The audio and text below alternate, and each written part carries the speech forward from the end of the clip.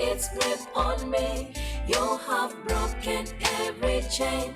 There's salvation in your name, Jesus Christ, my living hope.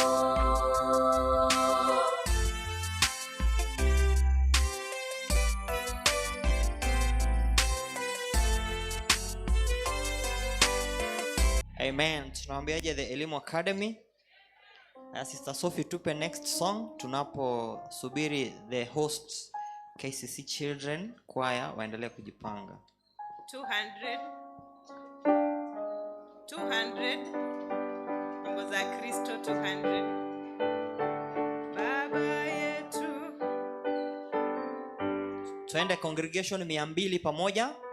Baba yetu aliye mbinguni, amenifurahisha yakini, kuniambia mwake chuoni, ya kuona mi Yesu pendo. Congregation chorus.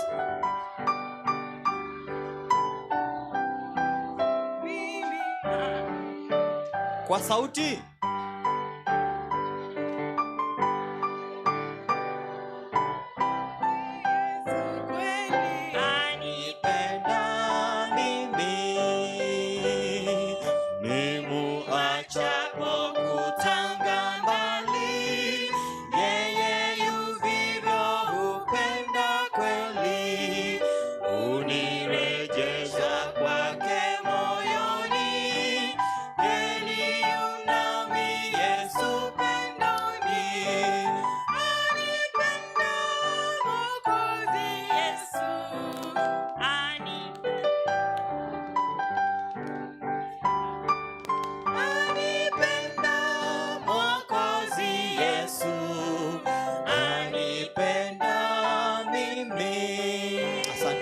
Tukaribisha the KCC Children Ministries kwa wimbo wao.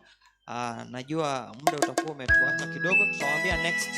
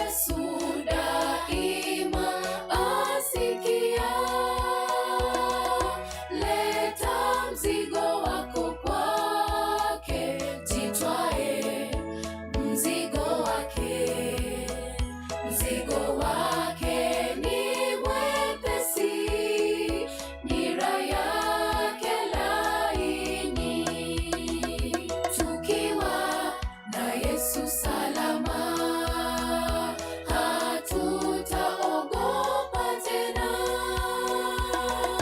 Aweza komesha pepo na mawimbi ya bahari. Twahitaji imani kwa Yesu kuyakabili mawimbi. Tukiwa na Yesu salama, hatutaogopa tena. Aweza komesha pepo na mawimbi ya bahari. Twahitaji imani kwa Yesu kuyakabili mawimbi. Tukiwa na Yesu salama, hatutaogopa tena. Aweza komesha pepo na mawimbi ya bahari. Twahitaji imani kwa Yesu kuyakabili mawimbi. Amen. Tunaambiaje? Tunahitaji imani ya Yesu kuyakabidhi mawimbi. Talanta Kids wamerudi, wako na choral verse, kisha waweza kupa wimbo mwingine. Microphone ziko side hile. Microphone, wasaidie microphones. Tunakaribia kufikia dedication ya DVD ya hawa watoto, tutawaita tena. Talanta Kids, tafadhali simama hapa tuokoe wakati. Watakapomaliza hivi wataimba wimbo mwingine, alafu tutaendelea na program. So tuwasikilize, tuwape masikio. Asanteni.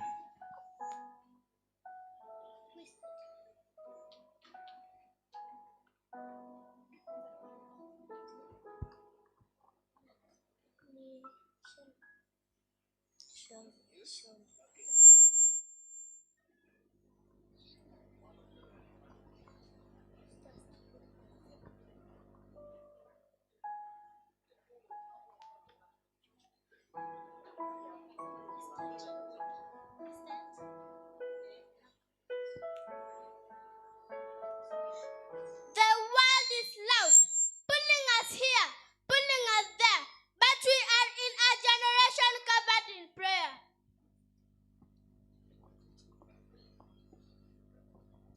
We are the future, we are the light, a generation standing bright.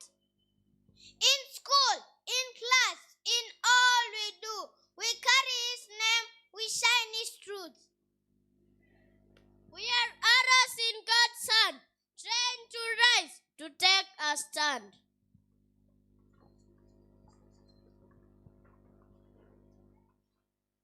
Not in church, but everywhere, we His love, we show and care. We don't just listen, we obey, we live for Christ every single day. We are warriors, strong and bold, holding on to our faith, more precious than gold. We are taught to walk in the light, to stand for Jesus, to fight the good fight. When storms arise and fears grow strong, God is our anchor, He will keep us strong.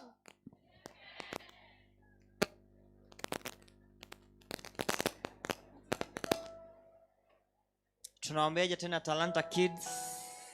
Amen. We stand in Jesus. Aya tupe wimbo wao, kisha tutawaambia.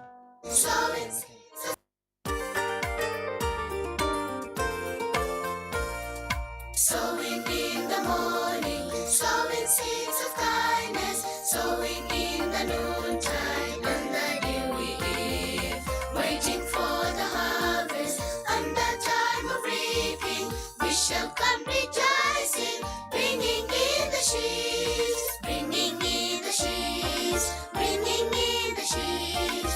We shall come rejoicing, bringing in the sheaves, bringing in the sheaves, bringing in the sheaves.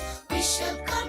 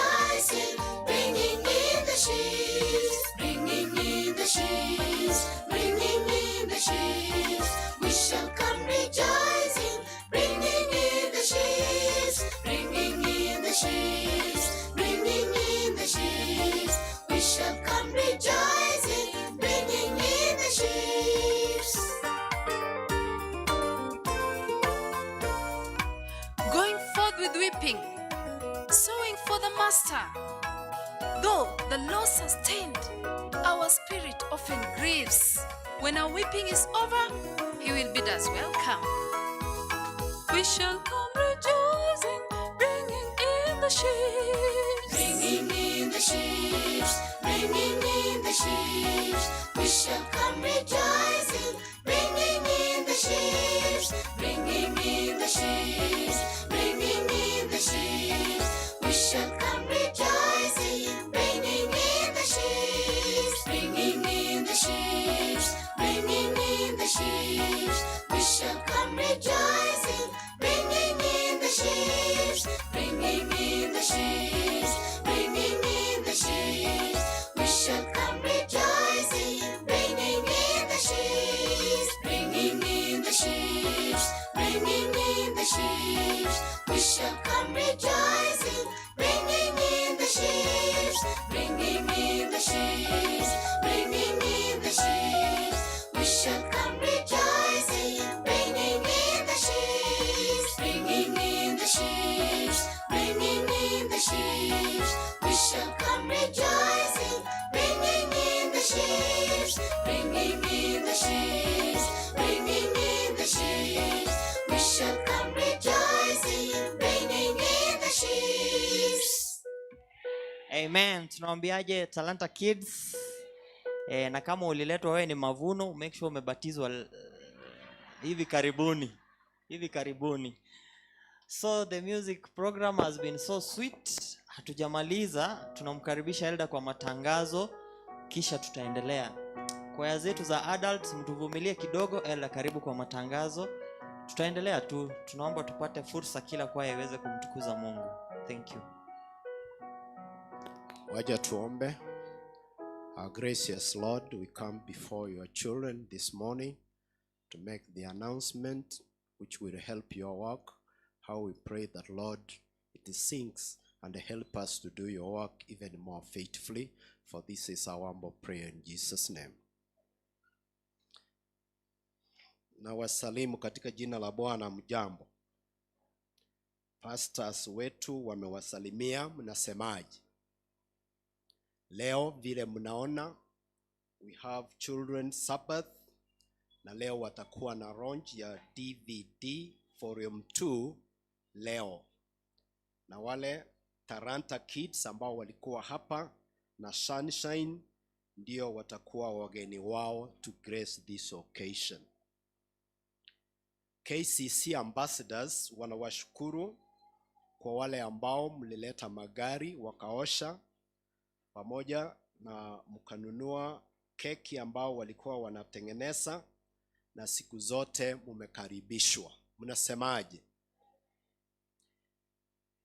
After the divine service, tungependa mupeleke viti ndani ya hekalu ndio tutumie in the afternoon, kwa sababu tutakuwa ndani ya kanisa. All elders mutakutana kwa white benches. All elders tutakutana after divine service hapa kwa what we so call the white benches. Mkutano wa board wa KCC ambao ungekuwa kesho umeahirishwa mpaka tarehe 16 mwezi huu, kuanzia saa 1 mpaka saa 4. Kwa hivyo board members, chukua hilo tangazo, ndio kesho msikuje hapa kwa sababu hakutakuwa na board. Kuhusiana na hiyo postponement, kesho kutakuwa na mkutano hapa kutoka kwa East Kenya Union Departmental Head. Watakuwa hapa, na wale ambao wanataka kuhudhuria ni all elders, personal ministry heads, Sabbath school superintendents, stewardship readers, church development heads, deaconry, family ministry in church, na wale ambao watakuwa hapa ni Nyanchwa Station, Suneka Station na Riana Station. Kwa hivyo wale ambao mnahusika, jua ya kwamba kesho mtakuwa na mkutano. Nikiendelea na matangazo, ningependa Albert Momanyi na Gladys Momanyi na familia mwelekea hapa. Albert Momanyi na Gladys Momanyi mkuja hapa mbele. Avenue Healthcare wako na program ya kuwa na free neurosurgery medical camp. Avenue Healthcare watakuwa na free neurosurgery medical camp at Avenue Medical Center ambayo iko Kisii Naivas Hyper Mall. Hii iko ambayo hapo chini mahali Kisii Hotel ilikuwa, na hiyo medical camp itakuwa tarehe 12 na 13 mwezi huu kuanzia saa 3 mpaka saa 9. Wale ambao mngehitaji huduma hiyo, you take note. Gladys simuone hapa. Thank you for coming. Then we have, tuko na kadi hapa imeandikwa Omwange Solomon ya Kenya Commercial Bank. Nafikiria hii kadi ni ya ila watoto wanapewa wakienda shule. Kwa hivyo kama umepoteza moja, tafadhali ukuje hapa uipate. Albert mtakuja hapa, na walipoteza baba yao, kwa hivyo wakati huu nitawapea nafasi watoe shukurani.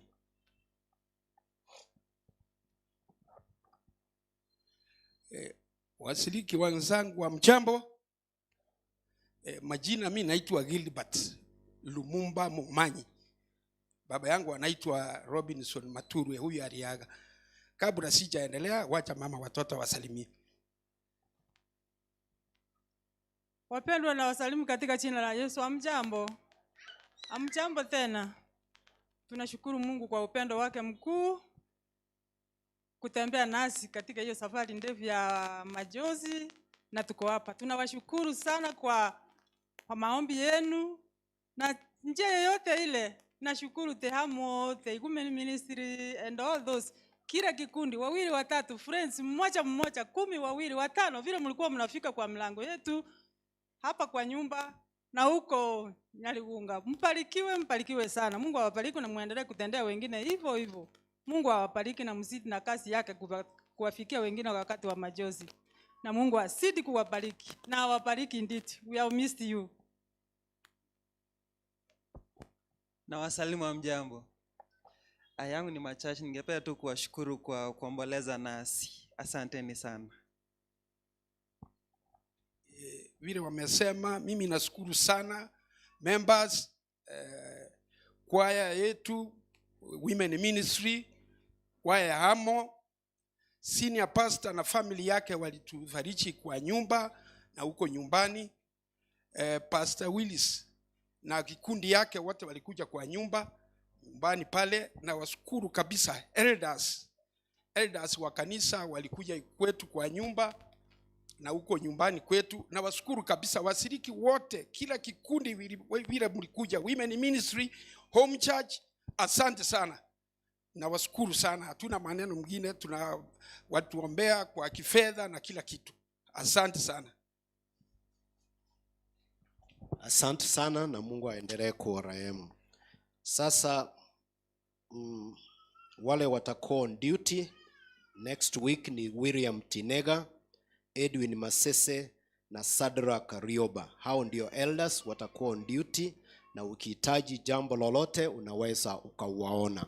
Mahali ambapo hukusikia matangazo yetu yako kwa bulletin yetu ya kanisa pamoja na WhatsApp group ya kanisa, unaweza ukasoma zaidi ndio uelewe vizuri. Saa hii ni kukaribisha wageni ambao wamefika kanisani mwetu, na kila wakati tuko na furaha kwa sababu kila wakati tunatembelewa na wageni. Mgeni wa kwanza ni Gideon Ariganyila, kama huko unaweza ukasimama. Samuel Nyasani kutoka Tendere, thank you brother. kutoka Tendere SDA Church, unaweza ukasimama. Pamoja na Raban Gekonge kutoka Isoge, unaweza ukasimama. Ndugu, asante ndugu. Pamoja na Lenek Nyabuto kutoka Sunshine Eldoret, unaweza ukasimama. Pamoja na Pastor Bifon Maina kutoka Milimani Kitengere East District, unaweza ukasimama. Pastor, sijui mahali yako. Pastor sijamuona, lakini ako miongoni mwetu. Pamoja na Mwangaza Taranta School, you can stand. Mwangaza Taranta School, please stand up. We have also Sunshine SDA ambayo ni wageni wetu, pamoja mnaweza mkasimama. Sunshine ndio hao wanashine hapa. Kwa hivyo kanisa mnawaambiaje? Karibu na Mungu tunawakaribisha na Mungu akae na nyinyi mkiwa hapa ili mkue na sabato njema. Asante kwa matangazo, tunaweza tukaomba. Our gracious Lord, we have brought announcement to your children. How we pray, Lord, it calls out your work effectively. For I have prayed in the name of Jesus Christ our Lord. Asante. Tukaribishe Sunshine kwa wimbo mmoja tunapongojea program inayofuata.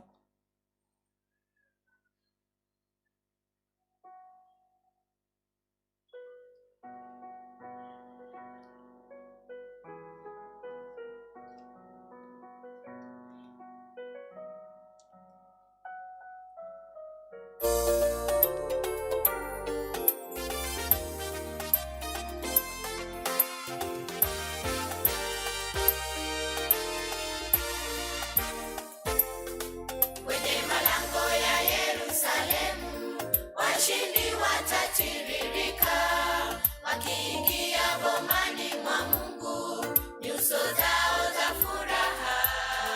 Mambo ya kale yamepita, hayakumbukwi maishani, vigelegele na shangwe zasikika. Kwenye malango ya Yerusalemu, washindi watatiririka, wakiingia bomani mwa Mungu, nyuso zao za furaha. Mambo ya kale yamepita, hayakumbukwi maishani, vigelegele na shangwe zasikika.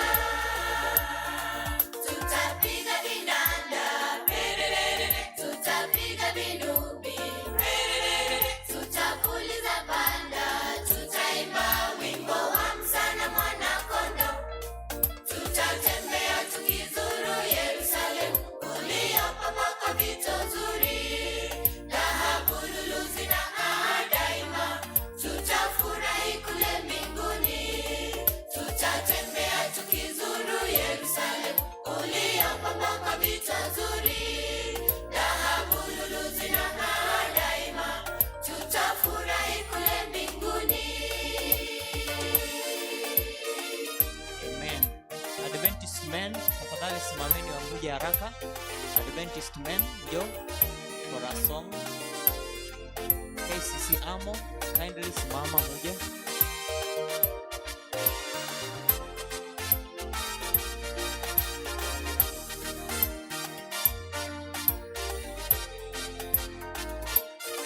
Kisha tutamtazama Mwokozi na alama za misumari alizozipata msalabani alipotuokoa. Ndipo Yesu tatupa pole, poleni mlivumilia taabu na shida zote kwa imani. Kisha tutamtazama Mwokozi na alama za misumari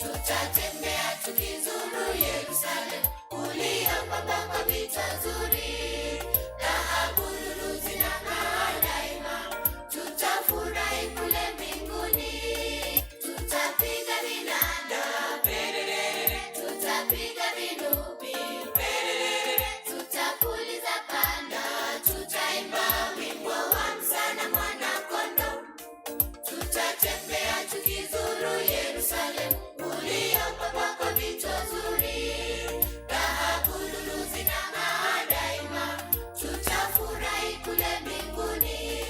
Tutatembea tukizuru Yerusalemu, uliopambwa kwa vito zuri, dhahabu, lulu zinang'aa daima, tutafurahi kule mbinguni.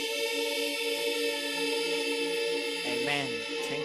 Thank you Sunshine Kids. Thank you. Tukaribisha Adventist Men. Ikiwa muda utakubali, basi tutapata akina mama, nitawaarifu tu, maana kuna program tunayoingoja. Adventist Men, karibu kwa wimbo The Lily of the Valley. Be Silent ndio wimbo tunaoimba. Tukaribishe wahudumu. Be Silent is church hymnal 479. Be silent. Be silent, be silent, a whisper is thine. Be silent and listen, O treasure rich one. Tread softly, the Master is near. Tread softly, He bids us draw near.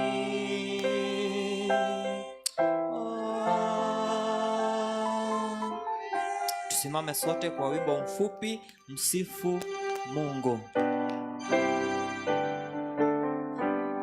Twende. Msifu Mungu wa neema, viumbe popote, wajungu pia sifuni.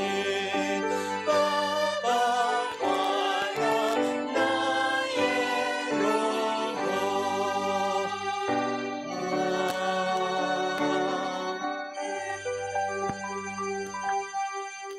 Our Father and our God in heaven, we want to thank you for this hour. Speak to us. In Jesus' name we prayed.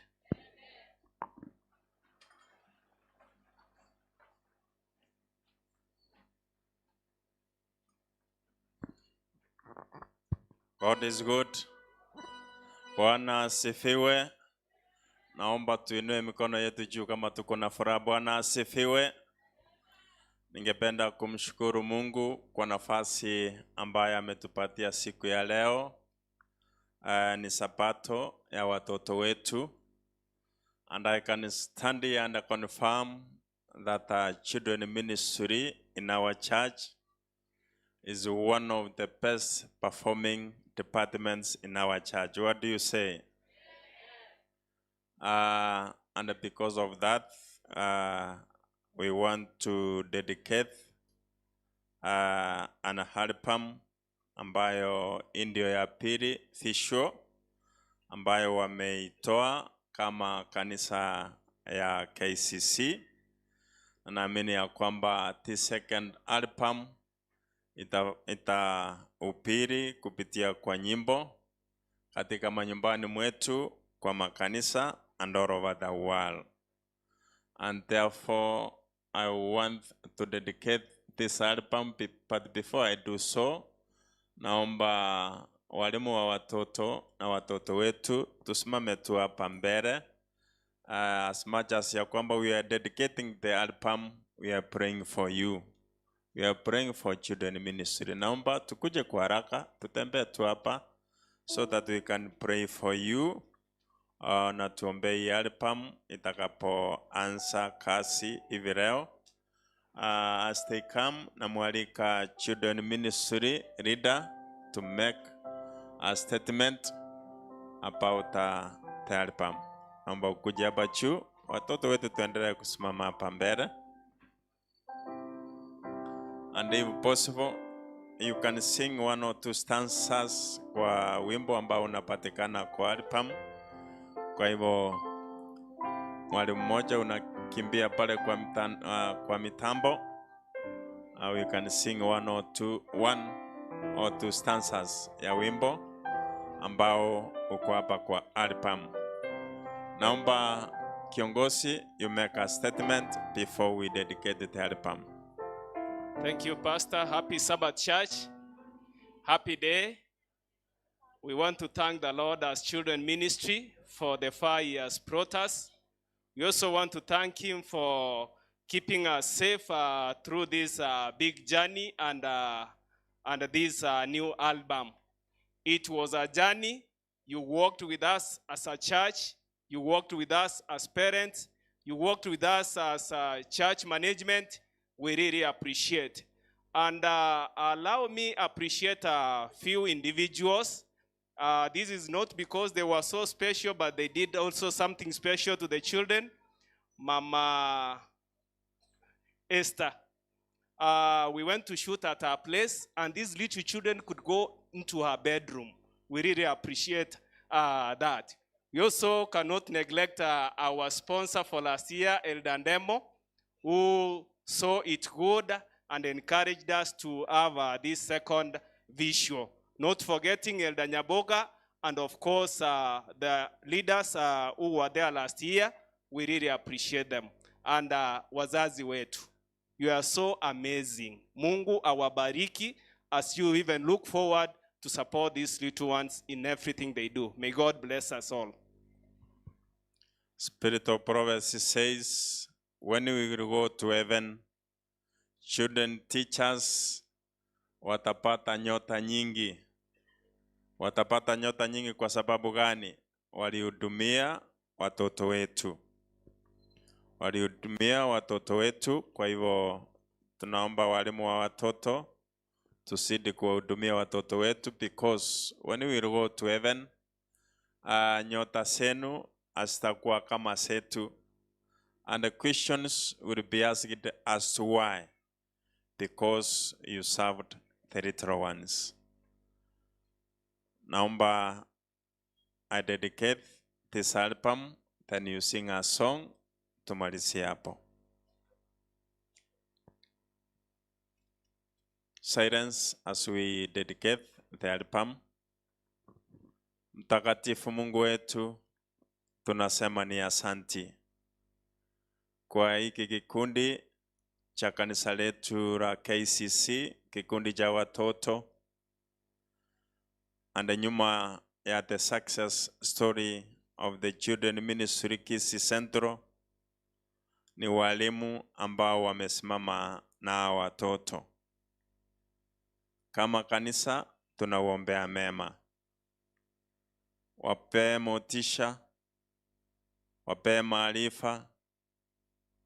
Give them energy so that they can continue serving our church in children ministry. Hawa watoto pia ndio waliimba ili kutoa hii album. And now in a special way we dedicated this album so that as it goes to evangelize, may your name be glorified through our children ministry. Hizi nyimbo zitaenda kwa mitandao. Hizi nyimbo zitahubiri kwa makanisa, manyumbani kwetu. May it bring more into your kingdom. And now, by the powers bestowed upon me as the minister of the gospel, I dedicate this album ili anze kazi sasa hivi. Katika jina la Kristo tunaomba na kuamini. Wimbo.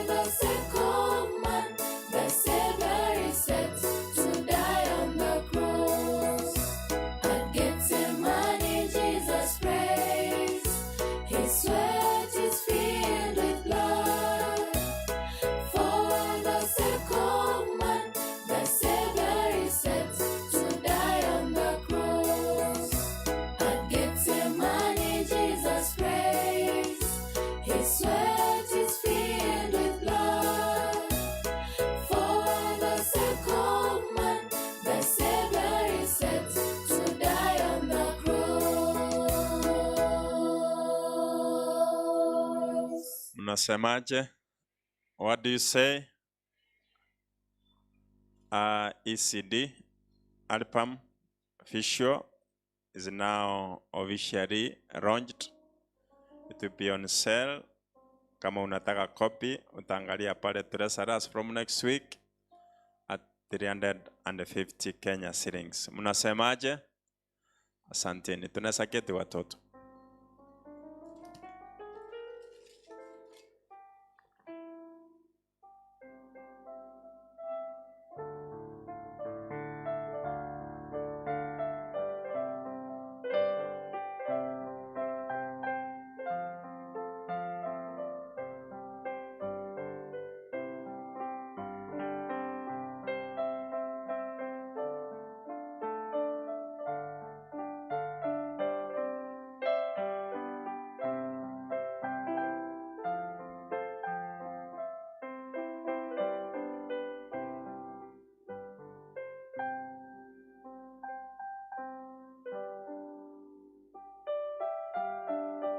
Happy Sabbath.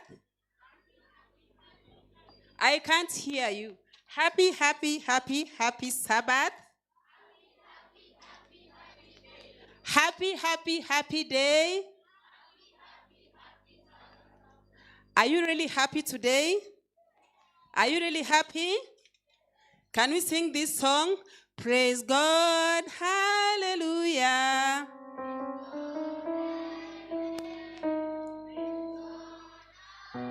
Wengine hawana mkono.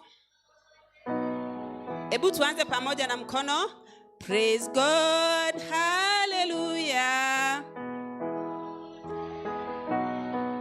Praise God, hallelujah. Praise God, amen. Indeed, it's a very happy Sabbath. It's a rare Sabbath because it is the children's Sabbath. And we thank God for that. And it's not only a children's Sabbath, it's a Sabbath where we are dedicating our second volume. Church, what can we say? We are indeed blessed as Kisii Central, and we cannot just take that for granted. I would like to invite all the visitors who have come to worship with us. Kindly, wherever you are, you can rise up. All the visitors, you have never come to Kisii Central and it is your first time. This one does not include the choirs that we have invited, just the visitors who have come at random. Yeah, I cannot see any, but I want to assume that when Elder was reading the announcements, they were welcomed. There are groups that I want to welcome. You know, we cannot have a church with children without parents. Is it possible? We cannot have a church that has many children without parents. And these parents are very special people because every time when we need these children to come to church to worship, the parents prepare the children from home. They ensure that they have transported them to church and they have transported them back to church. Wherever we need a new uniform, the parents will set aside some money for the same. Wherever we have various activities, the parents will set aside some money and say, my child has to participate. You are very special people, parents.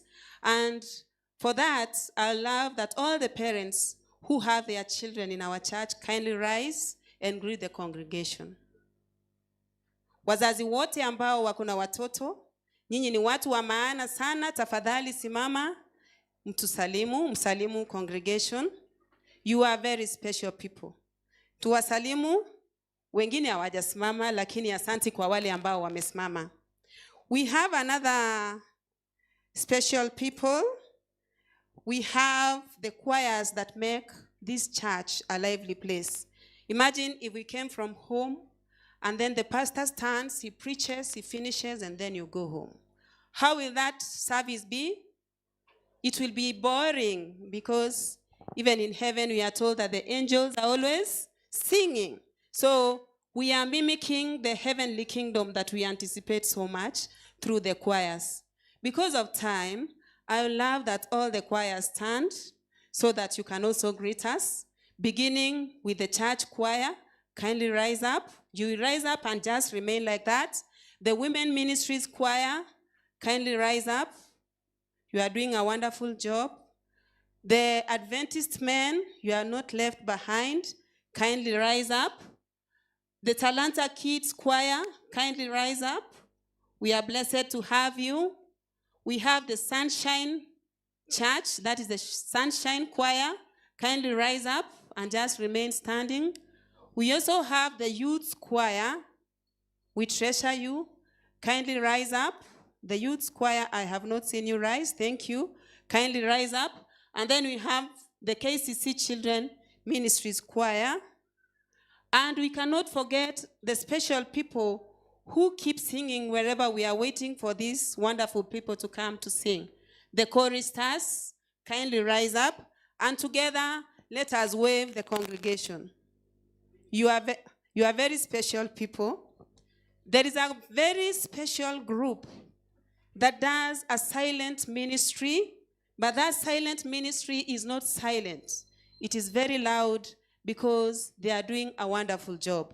We have the Possibility Ministry Choir. Kindly rise up and greet us in your special way. They can just wave because most of us are not well versed with the sign language. I hope I have been able to introduce all the choirs. Today, we have people who have sacrificed their time to teach our children. They are always here, patient with our children, and they have come as a calling because they have always taken their position to train our children. We cannot take that for granted. In the children ministry, we have 6 classes. The smallest class we have is the baby class.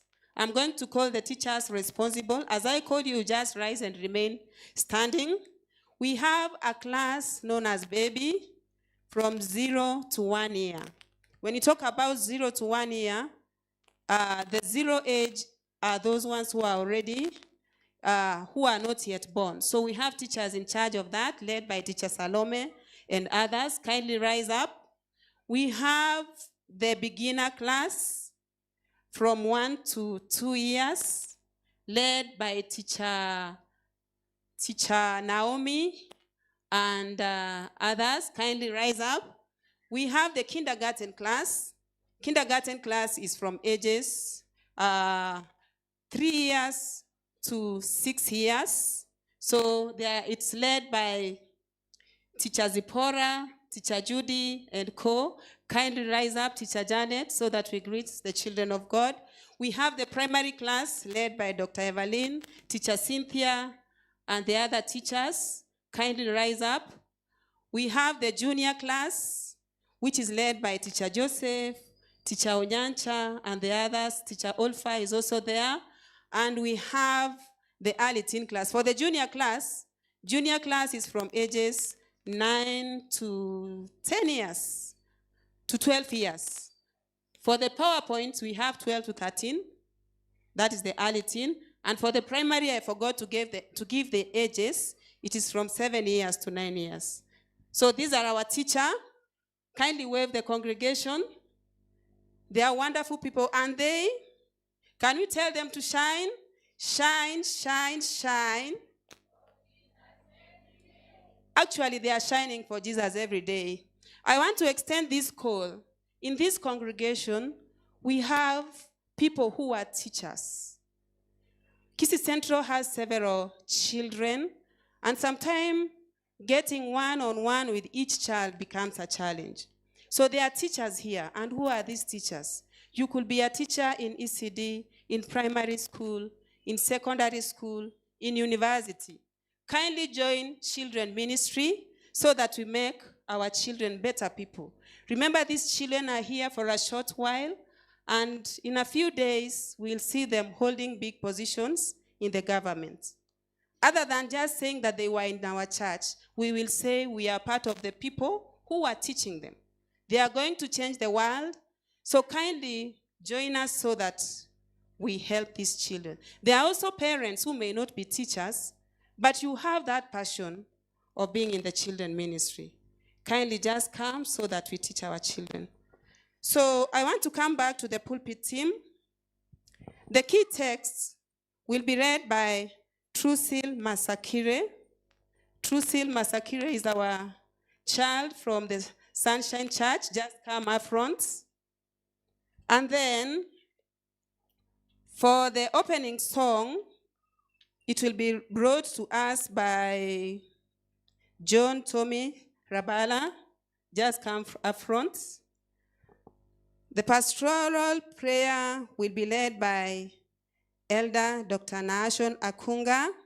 Kindly rise, Daktari. And then tithe and offering will be brought to us by Emily Ongegu.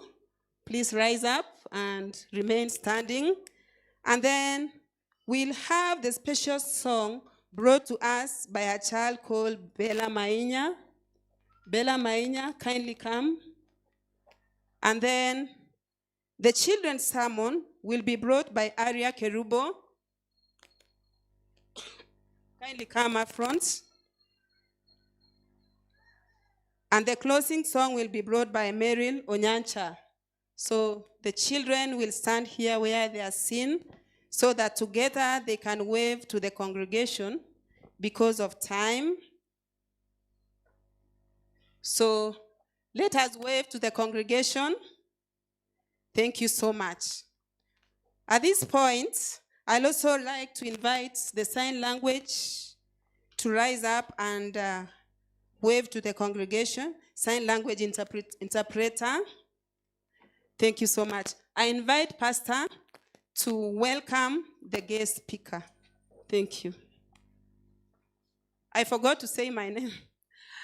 I am Judith Achoki, and today I'm standing for the first time in the pulpit as Dr. Judith Achoki.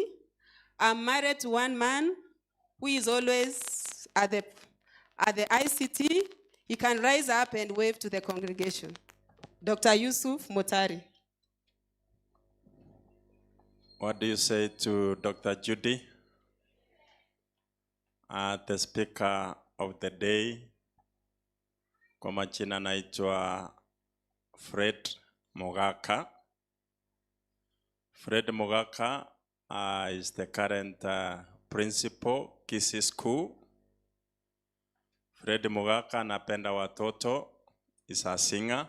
Fred Mogaka is, he was my best man when I was getting married to Mary Gesare. Is married to Lydia. Lydia uko wapi? Mzuri kujua pipi ya Elda Mogaka. Ungekuja tu tusalimu. Ako na watoto 4. Msichana wa kwanza ako Kaparak. Kijana wa pili ako within the congregation, ako Stratimo, anafanya data science. Kijana wa 3 ako Eronge, grade 8. Na wa mwisho ako elimu. Salimia Lydia. Labda Mogisangi Jongo na yoba kuani. Mary Gesare. They were our best couple. We have moved, tumetembea na wao safari mrefu. Sijui kama waliambiana wafaa uniform, hapo sijui. Hallelujah, church. God is good. And all the time, be blessed. Happy Sabbath. That is when the Spirit leads. Happy Sabbath. Tubarikiwe sote. Elimu pia ni kwa yetu. Naomba tusimame juu so that we can salute. Elimu Academy, the part of us, is one of our Sabbath schools. Naomba tusimame as a choir. Salute Park. Asanteni sana. Ni wangapi wanasema wakati ukifika Fred Mogaka asimame aongee nasi. Karibuni sana.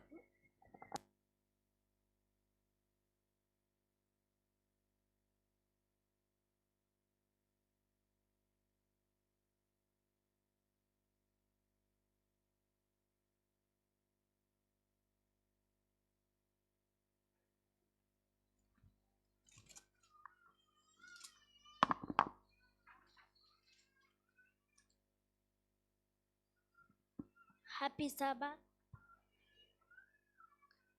Our key text of today comes from the book of Proverbs 22, verse 6, and it says, "Teach children how they should live, and they will remember it all their lives."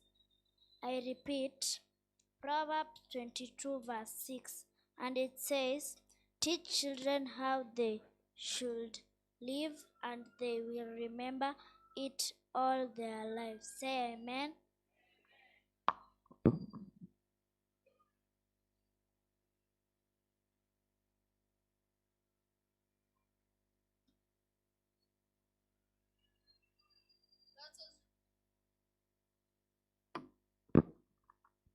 Let us rise up and sing song number 22 as led by the choristers.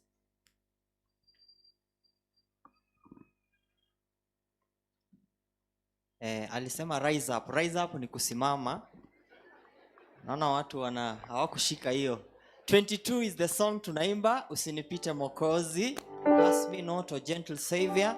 Kila mmoja afungue huo wimbo 22, tumtukuze Mungu kwa sauti kubwa. 22, usinipite Mwokozi.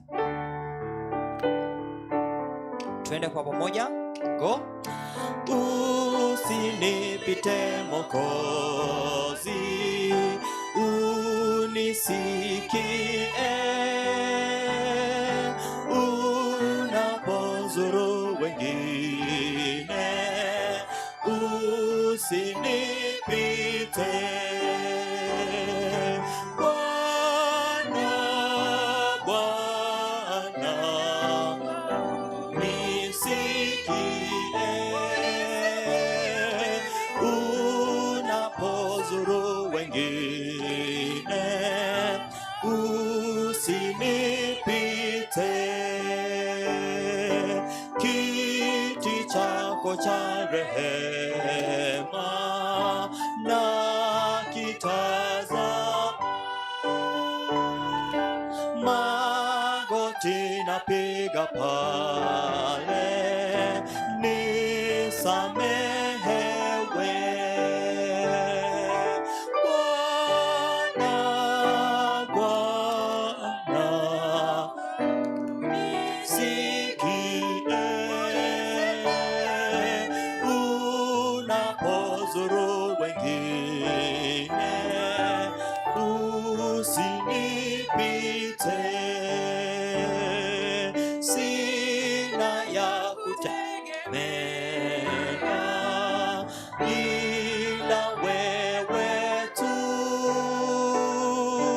uso wako uwe kwangu na kuabudu.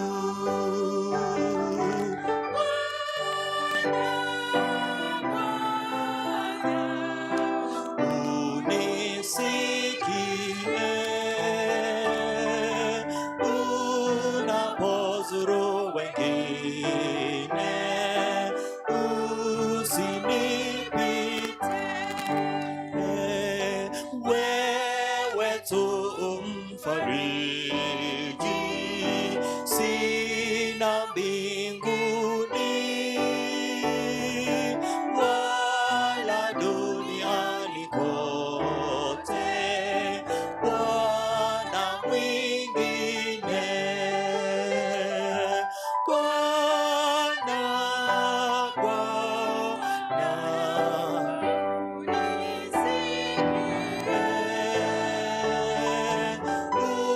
unapozuru wengine, usinipite. Shukrani.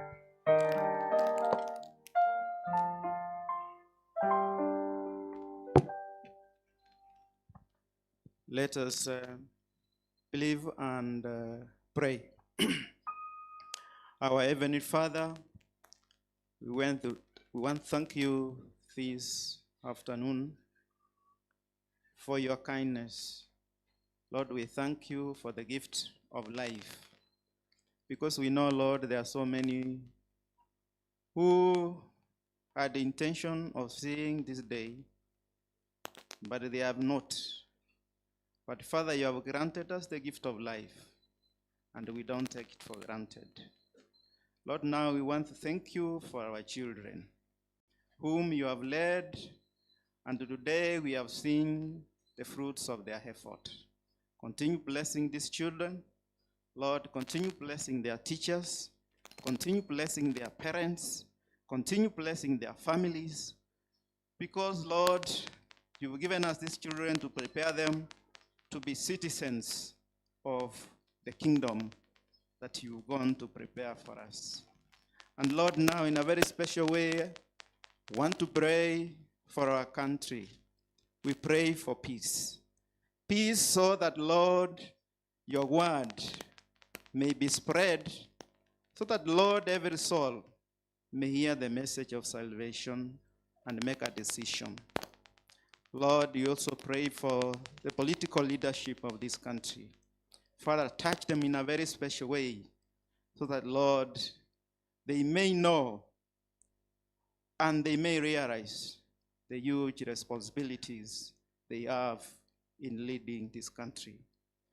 Father, we also pray for the church leadership of the remnant church, all the way from the general conference to the lowest levels, the companies and Sabbath schools.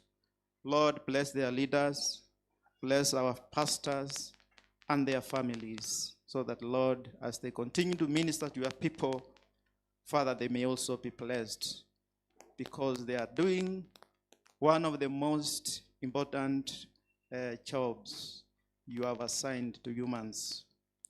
Lord, in a special way, we also want to remember those who have lost their loved ones.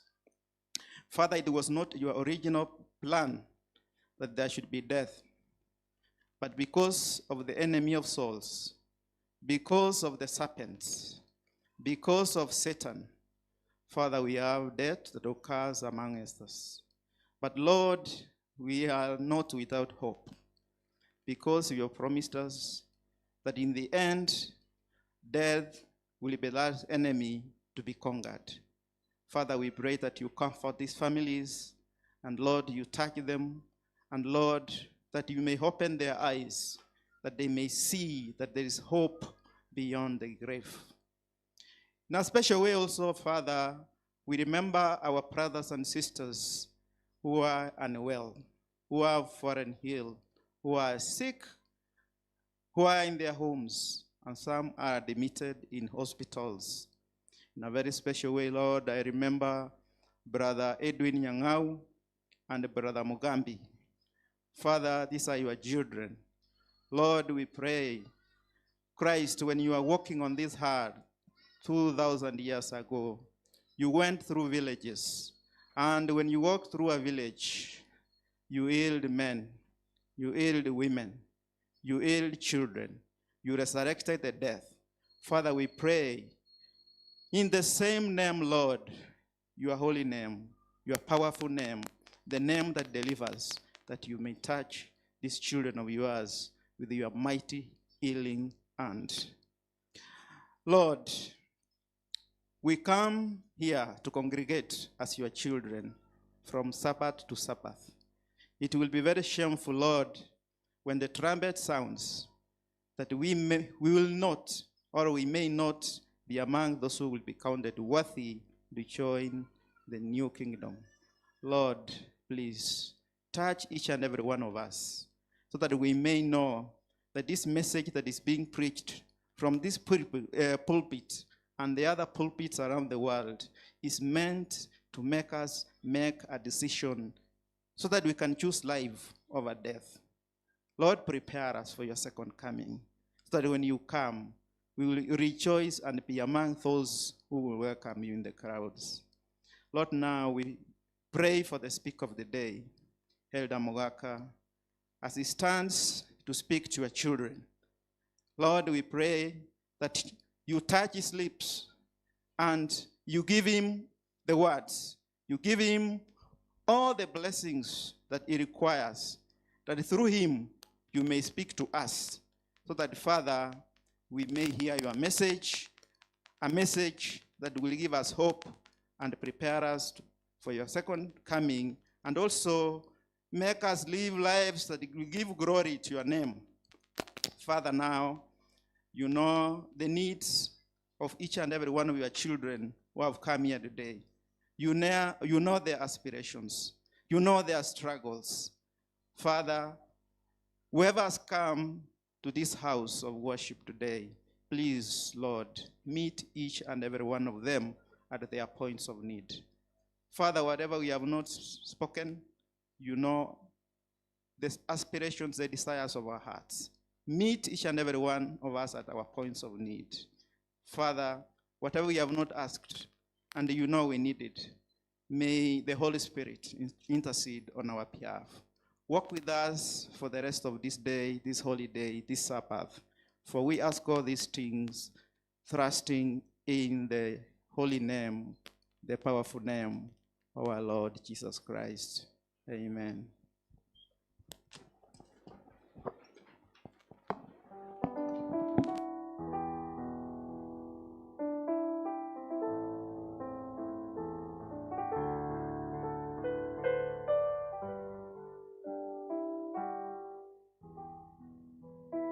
Happy Sabbath. Ni wakati mwingine tunapoenda kumtolea Mungu saka na sadaka. Leo ni sabato ya watoto. Tufungue katika kitabu cha Proverbs 22 verse 6. Na inasema hivi, train up a child in the way he should go, and when he is old, he will not depart from it.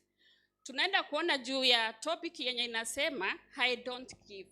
Katika familia moja yenye inaishi kwa nchi ya Lusaka, Zambia, kuna mtoto mmoja mwenye anaitwa Kanzia. Walikuwa wanaishi kwa kanisa, kwa compound ya kanisa.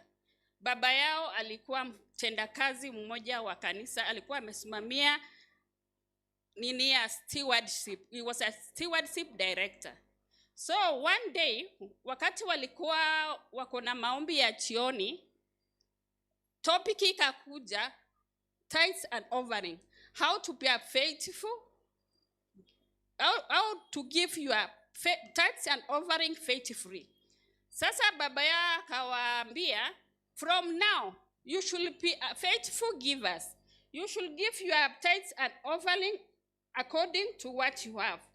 Mtoto wake akainua mkono juu akamuuliza, Daddy, I want to ask you one thing. Me, I don't give offerings. Baba yake walikuwa wamezoea kutoa saka na sadaka kama familia. Sasa wiki yenye ilifuata, baba yake alichukua pesa kama pocket money akapea huyo mtoto. Na huyo mtoto, hiyo sabato yenye ilifuata, bila pesa yenye alipewa, akachukua akatoa kama saka. Sasa the following day vile walikutana, huyo mtoto in the family meeting alikuwa wa kwanza kuinua mkono wake juu, akaambia familia yake, today I was a faithful giver. Sasa tunaambiwa at least to train watoto wetu kama wako wadogo vile wanafaa kutoa saka na sadaka. Naomba deaconry and deaconesses wasimame vile tunaenda kutoa saka na sadaka. Tuombe. Thank you, Lord, for the blessings of the Sabbath. Thank you, Lord, for the children that you have given us into our hands like parents. We ask you that you help us to train them so that they can be faithful givers when they are still little children. We pray this and believing in Jesus' name. Amen.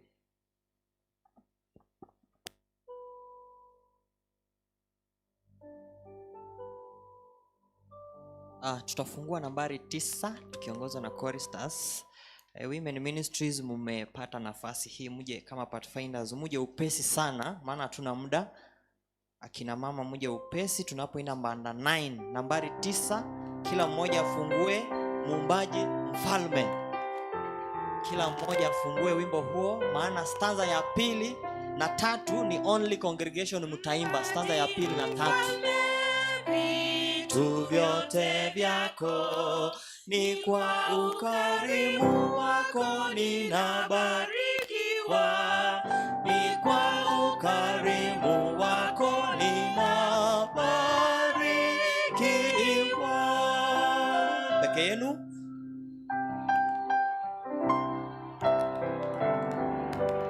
Congregation tuwasikie. Nambari 9.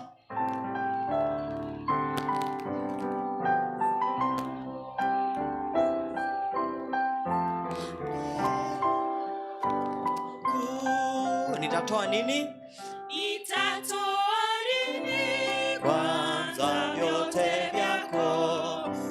Akina mama tafadhali mujipange hapa. Women tafadhali mujipange hapa. Kwa wadai moyo wa shukrani,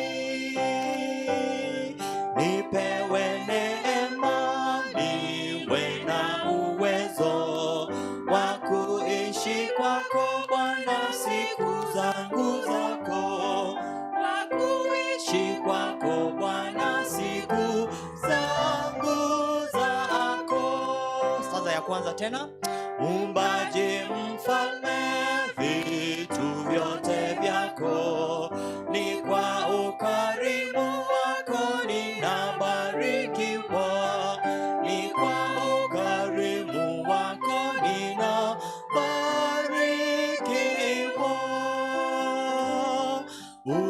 Uliyeniumba na kutegemea, sina budi kuzisifu hisani zako kuu, sina budi kuzisifu hisani zako kuu.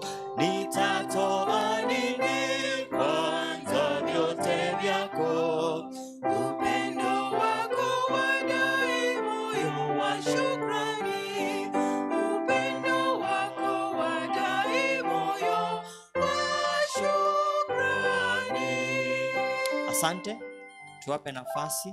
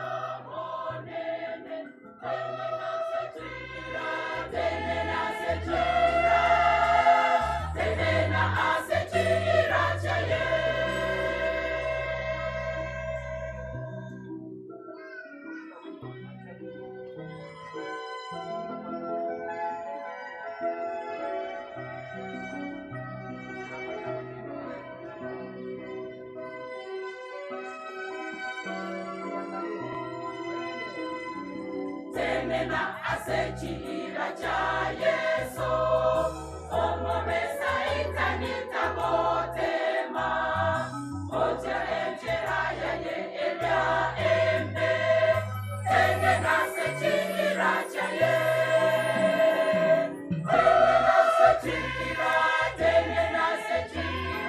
tenena asechira cha monene, tenena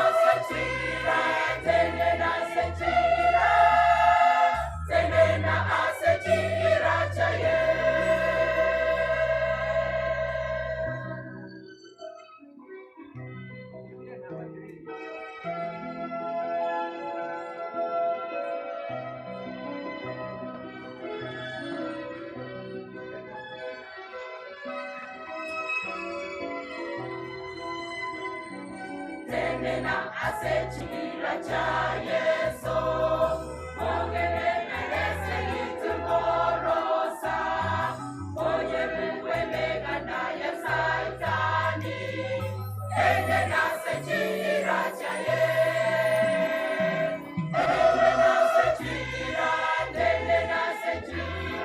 tenena asechira cha monene tenena asechira cha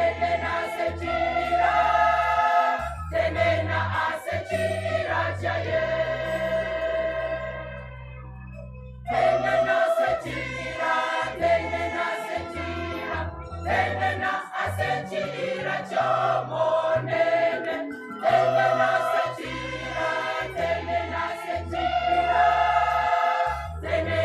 asechira cha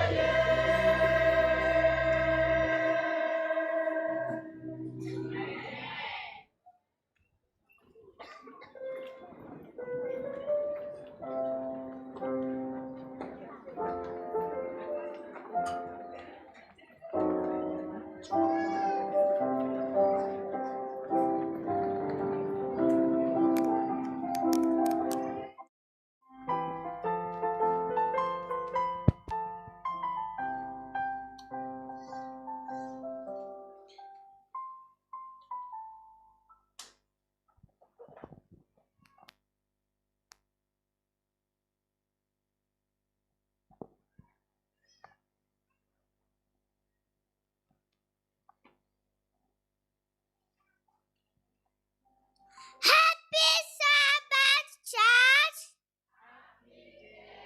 Happy day.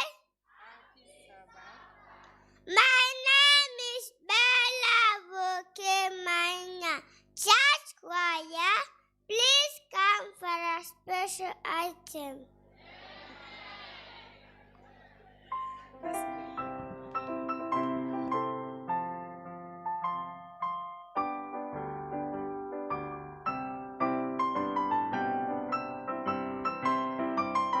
Church kwa mtembee upesi, naona mmeitwa vizuri sana. Tuimbe huo wimbo wa watoto 190 Jesus loves me church kwa wanapojipanga. Watoto nyinyi muimbe kwa sauti sana wimbo Jesus. Tupandishie kiki kidogo. Jesus loves me. Tuanze congregation, tusaidie watoto kuimba, twende. Jesus loves me, this I know, for the Bible tells me so. Little one to him belong, yea, how will but. Tuachie watoto peke yao.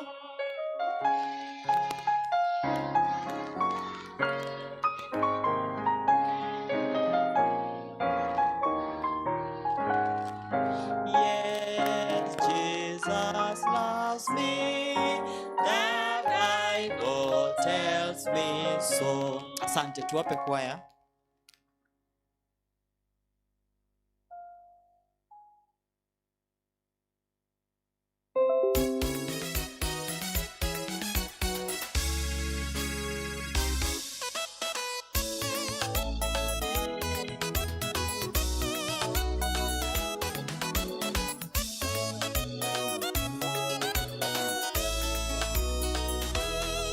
Tazama muda si kitambo, Bwana yuaja tena, dalili zote zaonyesha, hakuna hata mmoja ajuaye sana siku ya kurudi kwake Yesu. Tuweni macho wala tusilale, kuja kwake kwalinganishwa na mwivi. Yatengeneze mapito yako na mavazi yako uoshe, uje vikwataji. Tazama muda si kitambo, Bwana yuaja tena, dalili zote zaonyesha, hakuna hata mmoja ajuaye sana siku ya kurudi kwake Yesu. Tuweni macho wala tusilale, kuja kwake kwalinganishwa na mwivi. Yatengeneze mapito yako na mavazi yako uoshe, uje vikwataji. Bwana yuaja kwa utukufu na kila jicho litamuona, hata wale wote waliomchoma watamwona siku hiyo. ndugu yangu yatengeneze vita, uko tayari kumlaki Mwokozi Yesu, usije angamia siku ya Kiyama, bali uje vishwa kishujaa. Yu aja kwa utukufu na kila jicho litamuona, hata wale wote waliomchoma watamwona siku hiyo. Ndugu yangu yatengeneze vita, uko tayari kumlaki Mwokozi Yesu, usije angamia siku ya Kiyama, bali uje vishwa kishujaa.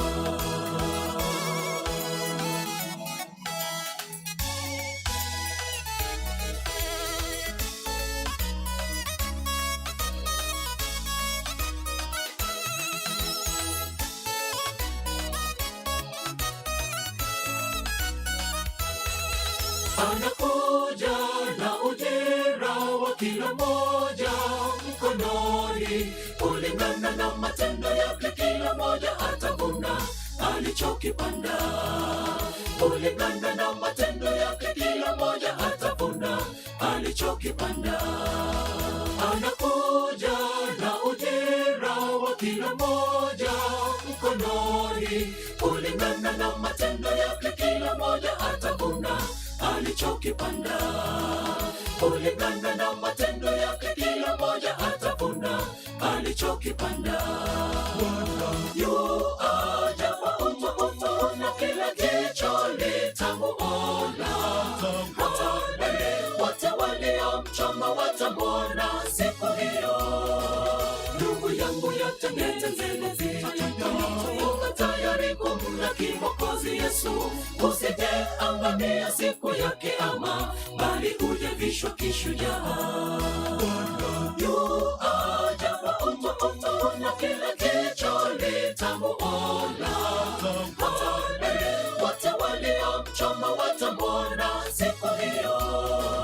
Ndugu yangu yatengeneze vita, uko tayari kumlaki Mwokozi Yesu, usije angamia siku ya Kiyama, bali uje vishwa kishujaa.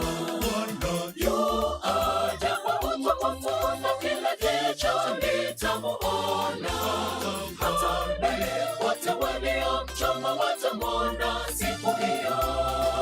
Ndugu yangu yatengeneze vita, uko tayari kumlaki Mwokozi Yesu, usije angamia siku ya Kiyama, bali uje vishwa kishujaa. Yu aja kwa utukufu na kila jicho litamuona, hata wale wote waliomchoma watamwona siku hiyo. Ndugu yangu yatengeneze vita, uko tayari kumlaki Mwokozi Yesu, usije angamia siku ya Kiyama, bali uje vishwa kishujaa.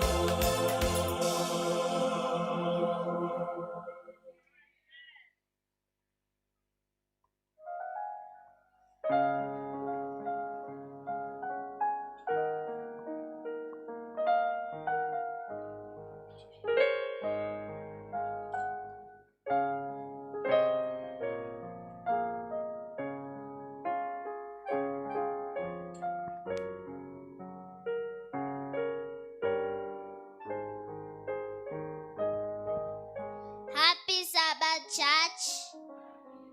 Happy day. I welcome the junior class for our children's sermon.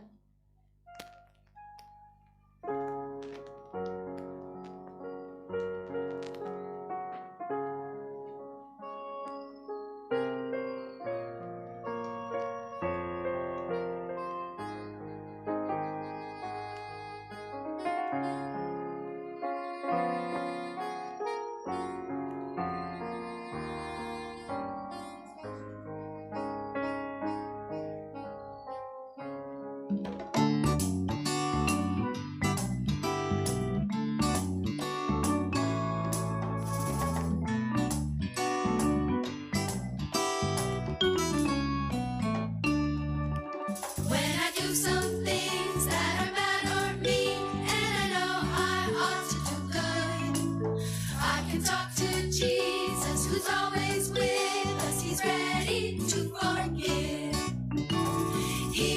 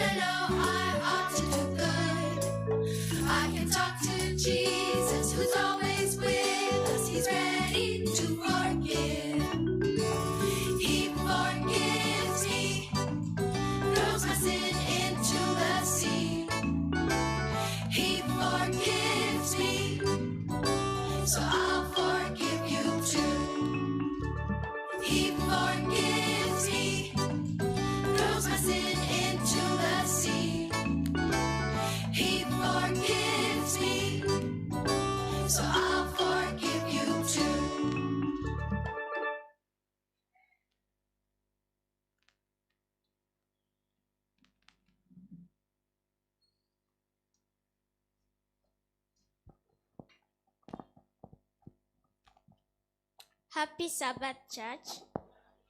Happy day. In the past, like 1 month, we have been going through a series of stories about Noah and the floods. We did recitations, plays, and a taste of nice hymns. How many of you enjoyed?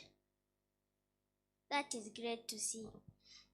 Today, we are about to begin another journey, stories about Abraham, Isaac, and Lot, still in the book of Genesis. So to start us today, our topic is God finds a boy. God finds a boy. You are welcome. From last Sabbath's presentation, we see that God scattered the people who were making the Tower of Babel. From the traumatization of the presenters, we see that God confused their languages. As the people began to scatter across the world, they started to get busy and started to forget God, just like their forefathers before the flood. Some even went ahead and made idols and started worshiping them. This is hard to understand, for Noah and his son were still alive. Remember, it was just about 100 years after the floods. That's the time we are talking about. Noah had lived 350 years after the floods and Shem 500 years. And one could think that the influence of these men who knew what God had done in the years gone by could keep others true and faithful, but they didn't. As the years passed, wickedness increased, for when people forget about God, they begin to sin. Looking upon this, God must have been very, very sad. There was only one thing he could do before the world became very wicked again. He must find somebody through whom will keep his knowledge and his truth and his purposes. Somebody who will love him and be loyal to him. Somebody who will stand for right, truth, and goodness in an evil world. God's eyes turned to Ur of the Chaldees. Here lived a man called Terah who had 3 sons, Abraham, Nahor, and Haran.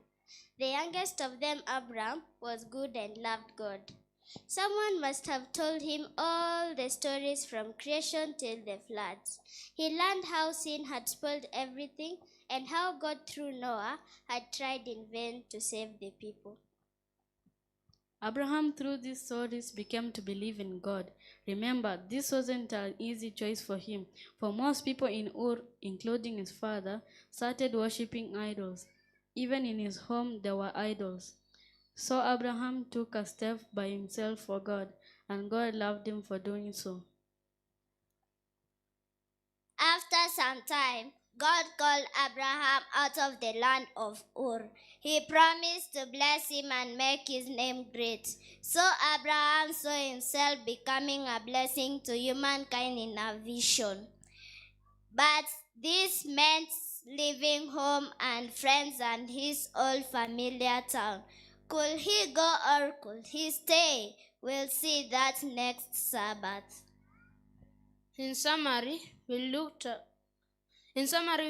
have looked at God find a boy, a story about young man Abraham, who purposed to walk with God even when his own family were worshipping idols.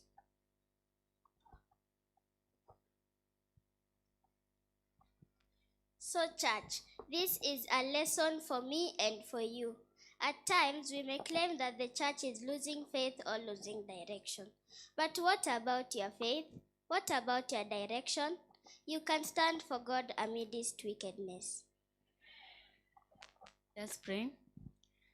Our everlasting Father, we come to you right now. I pray for the congregation. May you bless them and guide them through the years. May you bless them with the Holy Spirit. And I pray for the pastor from the congregation as he will preach for us. And those who are in hospital, I pray for them. May they get well.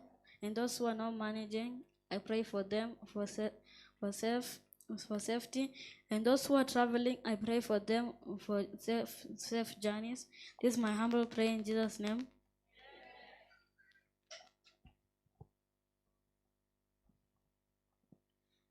Thank you for listening to the children's sermon. We invite you next Sabbath for another exciting journey.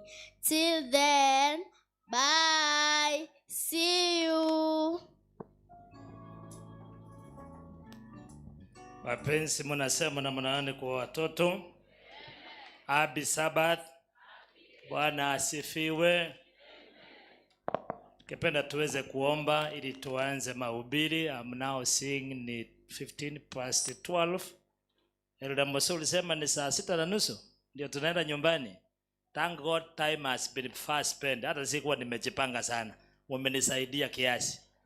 Tufanye maombi. Unayetupenda Baba wetu wa mbinguni, tunakushukuru kwa sababu ya vipawa vya watoto wetu. Na tukiwa katika sabato yao, tuomba ya kwamba sasa ukatuzungumzie kama wazazi wale ambao umepea jukumu ya kuwalea. Ndilo ombi letu kupitia kwa jina la Yesu Bwana mwombezi wetu. You know, when I see kids of this nature at this age with this confidence preaching to us, then to me the future is good for our kids, for Kisii Central SDA Church. What do you say, church? And we want to thank the leadership of the children ministry. Indeed, as fast as I said, I always look forward to listening to these kids preach. I am reminded at the time I grew up, I wonder even what I was able to do in their age. And the number of us who lived in that particular age, when I tweet, I don't know generation what, tunamshukuru Mungu because of what our teachers are doing, and those of us who are teachers and those who have interest in children ministry, we've been challenged by our leaders that we come out, join them in nurturing these young kids. I was given a topic by the children department, and the topic is now bulletin, raising a generation for Christ is what we look at. Raising a generation for Christ. And already my sermon has already been preached. This is what we expect as a people. And ningependa kuwazungumzia familia because mambo ya kulea watoto huanzia nyumbani. The training and everything begins at home. If we do our part at home, we will have built a generation. Our country will be saved. Our community will be saved. Raising a generation for Christ from the book of Proverbs, kitabu ni cha Methali 26:22 fungo la 6, and the Bible is saying, train up a child in the way he should go, and even if when they are old. You see the Bible, that psalm is that, but David is cognizant of the fact that ya kwamba huenda katika kukua kwao wakapotoka wakaenda kwingine, because it's not a solution. That once you train them when they are young, they will always follow what they have been trained. But the Bible is saying, when they are old, what will they do? They will not turn from it. Eke kusina ligetie kego tengorokererio mwana na kimanyete buya abugatie njira eye wenerete na ekera abeiro mogotu tagokora kintu kieke takojetiga. No wonder our old guys are here. The honorable naona nakaa hapa, he was alitunzwa. Ona mheshimiwa wako hapa, and they are old, they have not turned from it. Now wakati Biblia inaposema train up a child, Biblia inamaanisha ya kwamba it must be intentional. We must be intentional in the way we are training our children, in terms of teaching, in terms of guidance, and in terms of discipline. And this is expected from us parents and the guardians and the church. Kuna wale ambao tumepewa majukumu ya kufanya kazi, wazazi. I would be looking at mothers, a lot of mothers, and what people have said about their mothers, and what people have said about their fathers. I'm also reminded that today, Pastor, is International Women's Day. So we celebrated. Wamama mko wapi? Hebu niona wamama kwa mikono. Happy International Women's Day. I am told the theme for this year is accelerate the action. Women are celebrating their day, and we want to wish you well, even as you take up roles as mothers in this world and women in this world.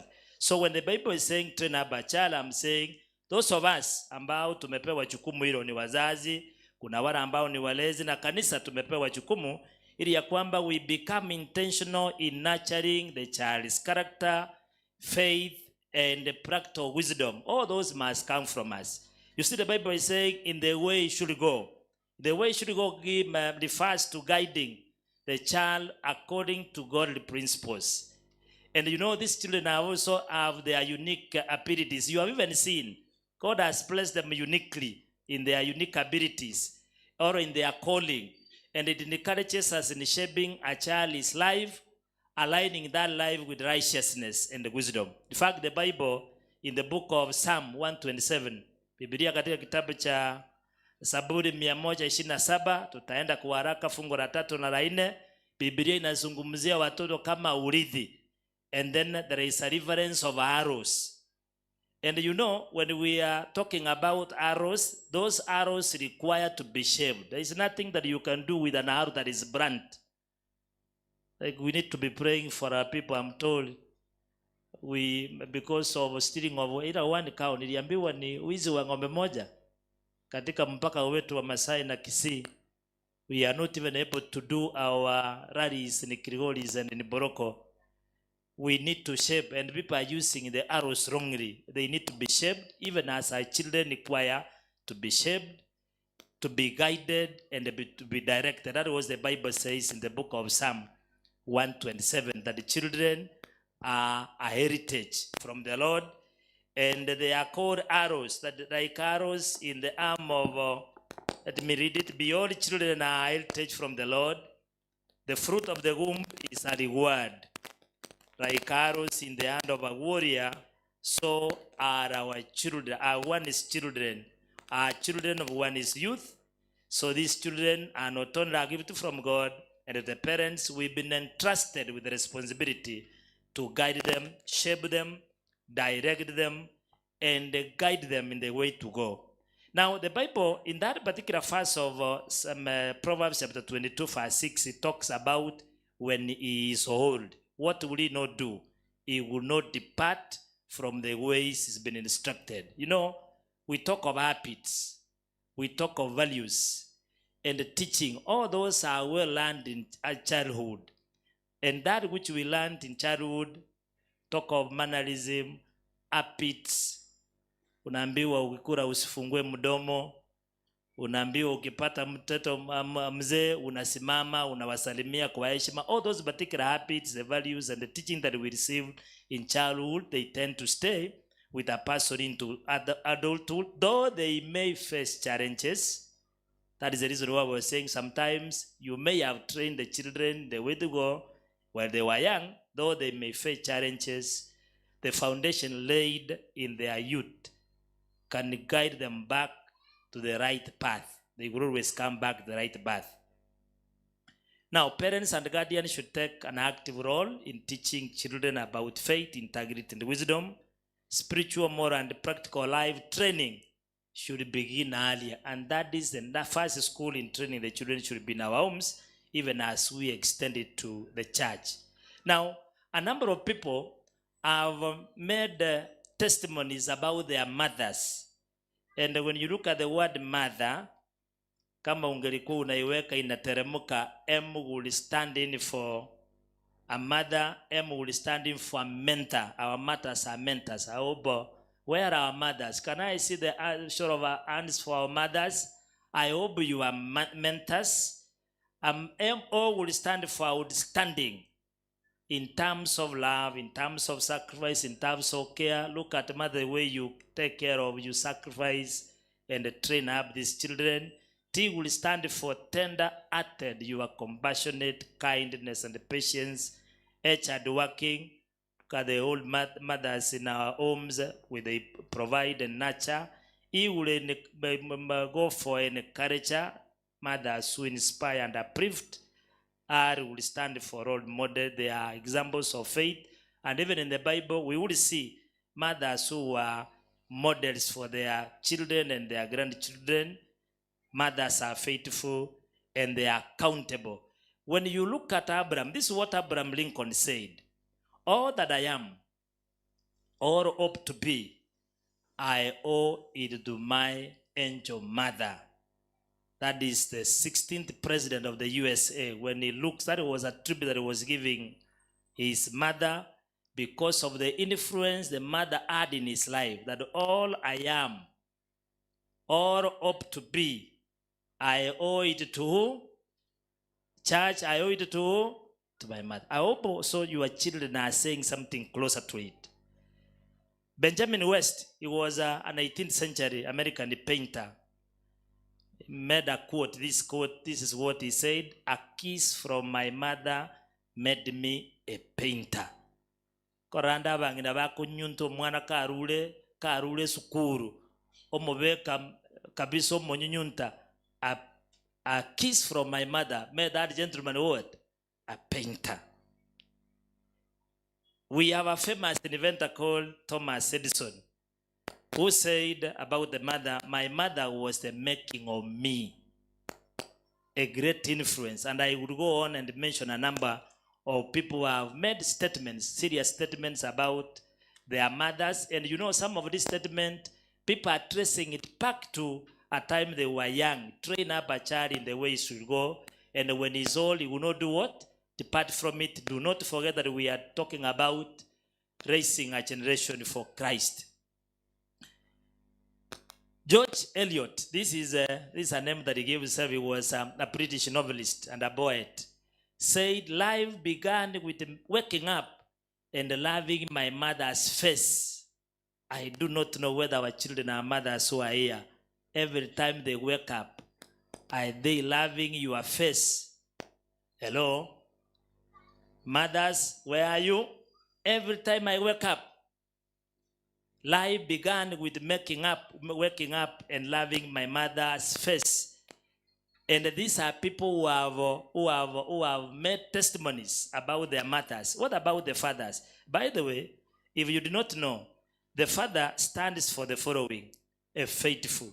Faithful. A father must be faithful to God, his family, and in his responsibilities, accountable for a teacher, a helper, an encourager, a role model. That is the meaning of a father. This is what somebody said about their father. "My father gave me the greatest gift anyone could give another person. He believed in me." That was Jim, an American college basketball coach, who said when he looks at life, his father gave him the greatest gift anyone could give another person. And that is what? He believed in me. Look at the words that you say to your kids. Young as they are, you are a young man, you are a man, you can make it. People believe and they have become something that they ought to have come. There is another one who made this particular, Eddie made this particular statement about the father. "I am not ashamed to say that no man I ever met was my father's equal, and I never loved any other man as much." That was a lady who said about his father that there was no man, I am not ashamed to say that no man I ever met was my father's equal, and I have never loved any other man as much.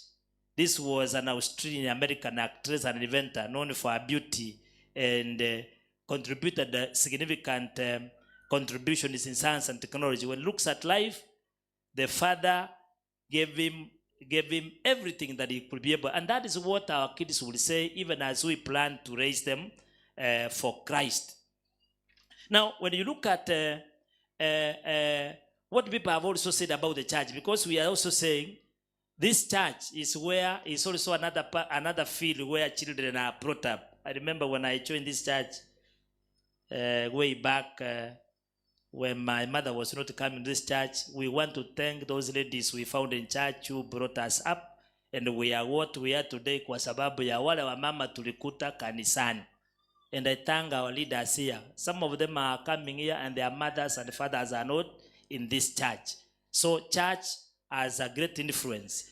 And Bill Graham says the greatest legacy one can pass on to one's children and the grandchildren is not money or other material things, but rather a legacy of character and faith.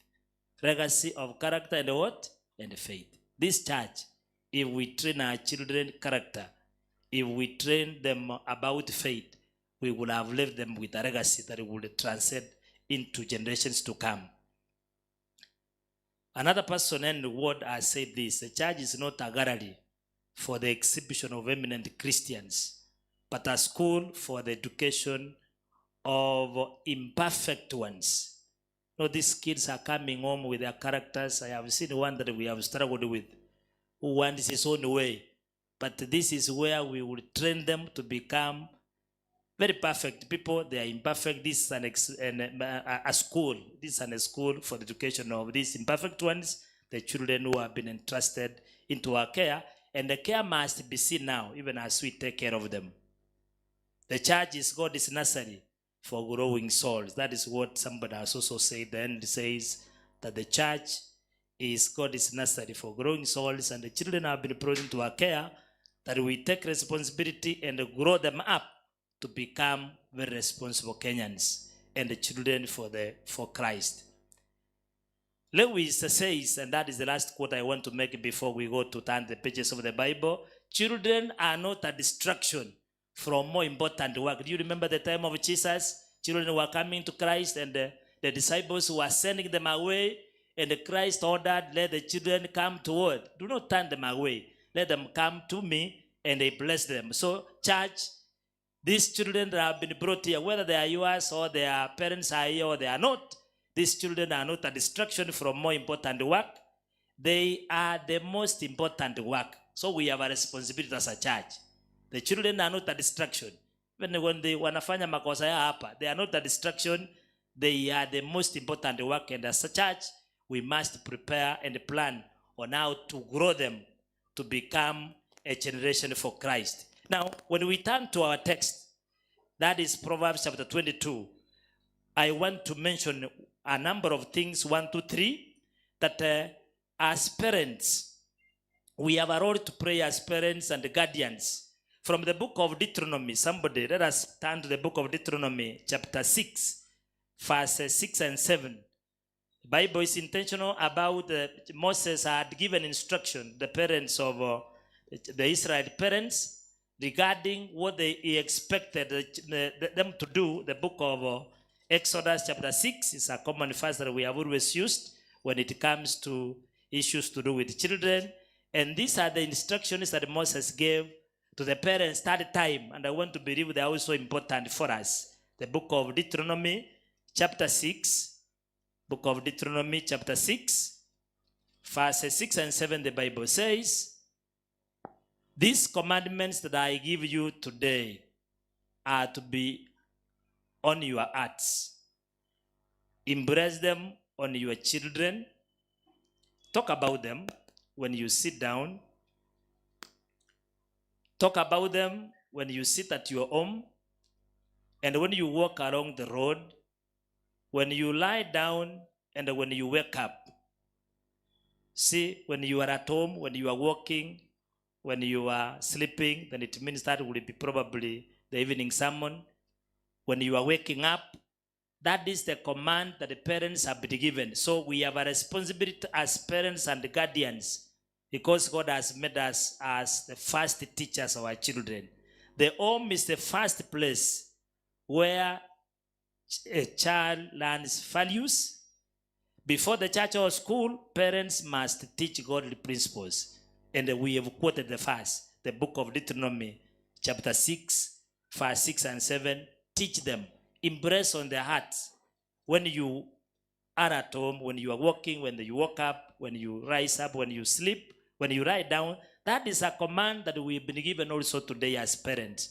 If at all we would be planning on how to raise up a generation for Christ, the Bible is giving us that particular role of becoming the first teachers for the children. Number 2, we've been given a responsibility of setting them a godly example. The book of 1 Corinthians chapter 11 verse 1. Paul is telling the Corinthians, follow me as I follow the example of Christ. Children learn more what they see than what they hear. Live a life that reflects Christ. Follow my example as I follow the example of Christ. That is what Paul is saying. Follow my example as I follow the example of Christ.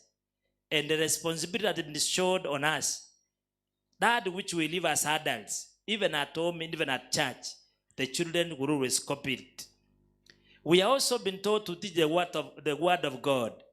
If you look at the book of 2 Timothy, chapter 3, verse 16 and 17, Bible admonishes, or scripture is God-breathed and is useful for teaching, rebuking, correcting, and training in righteousness, that the servant of God may be thoroughly equipped for every good work. So the word of God should be the basis of all the training.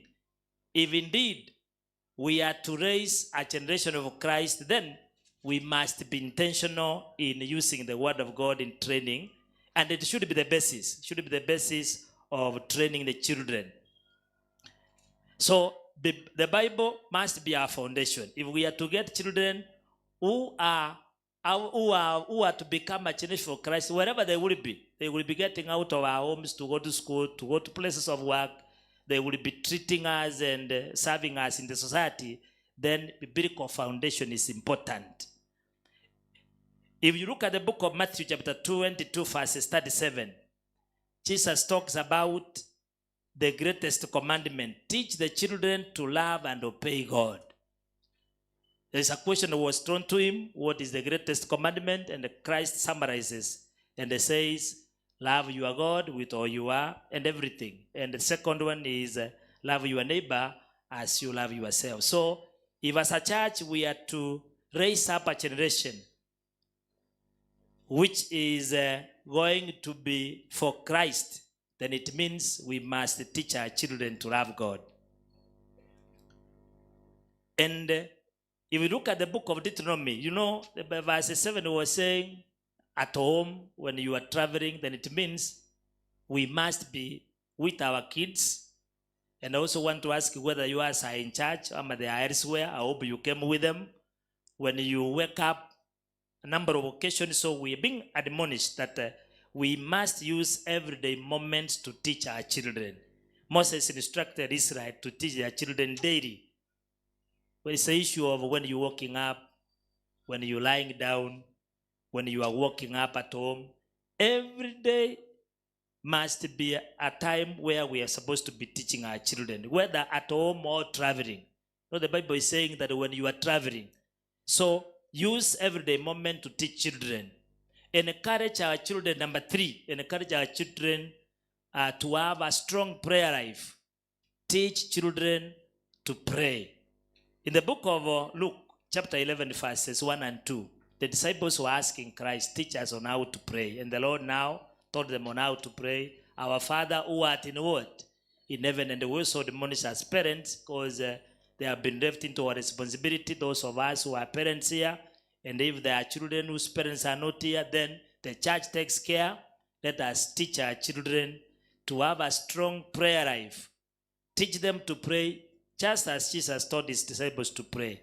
Model a life of prayer. It's not only that we are supposed to teach them, but also we must also live a life of prayer. And I thank God in the morning they are the ones who took up the part in terms of praying. The Bible in the book of 1 Thessalonians, chapter 5, 17, is the shortest verse in the Bible. Children, what does it say? 1 Thessalonians 5, 17, nasema namna gani? Pray without ceasing. And that should be taught our children, that if we are to teach them a life of prayer, then we must also model. I have a problem that society has become corrupt, and no wonder, as a church and as parents, we must guard their associations.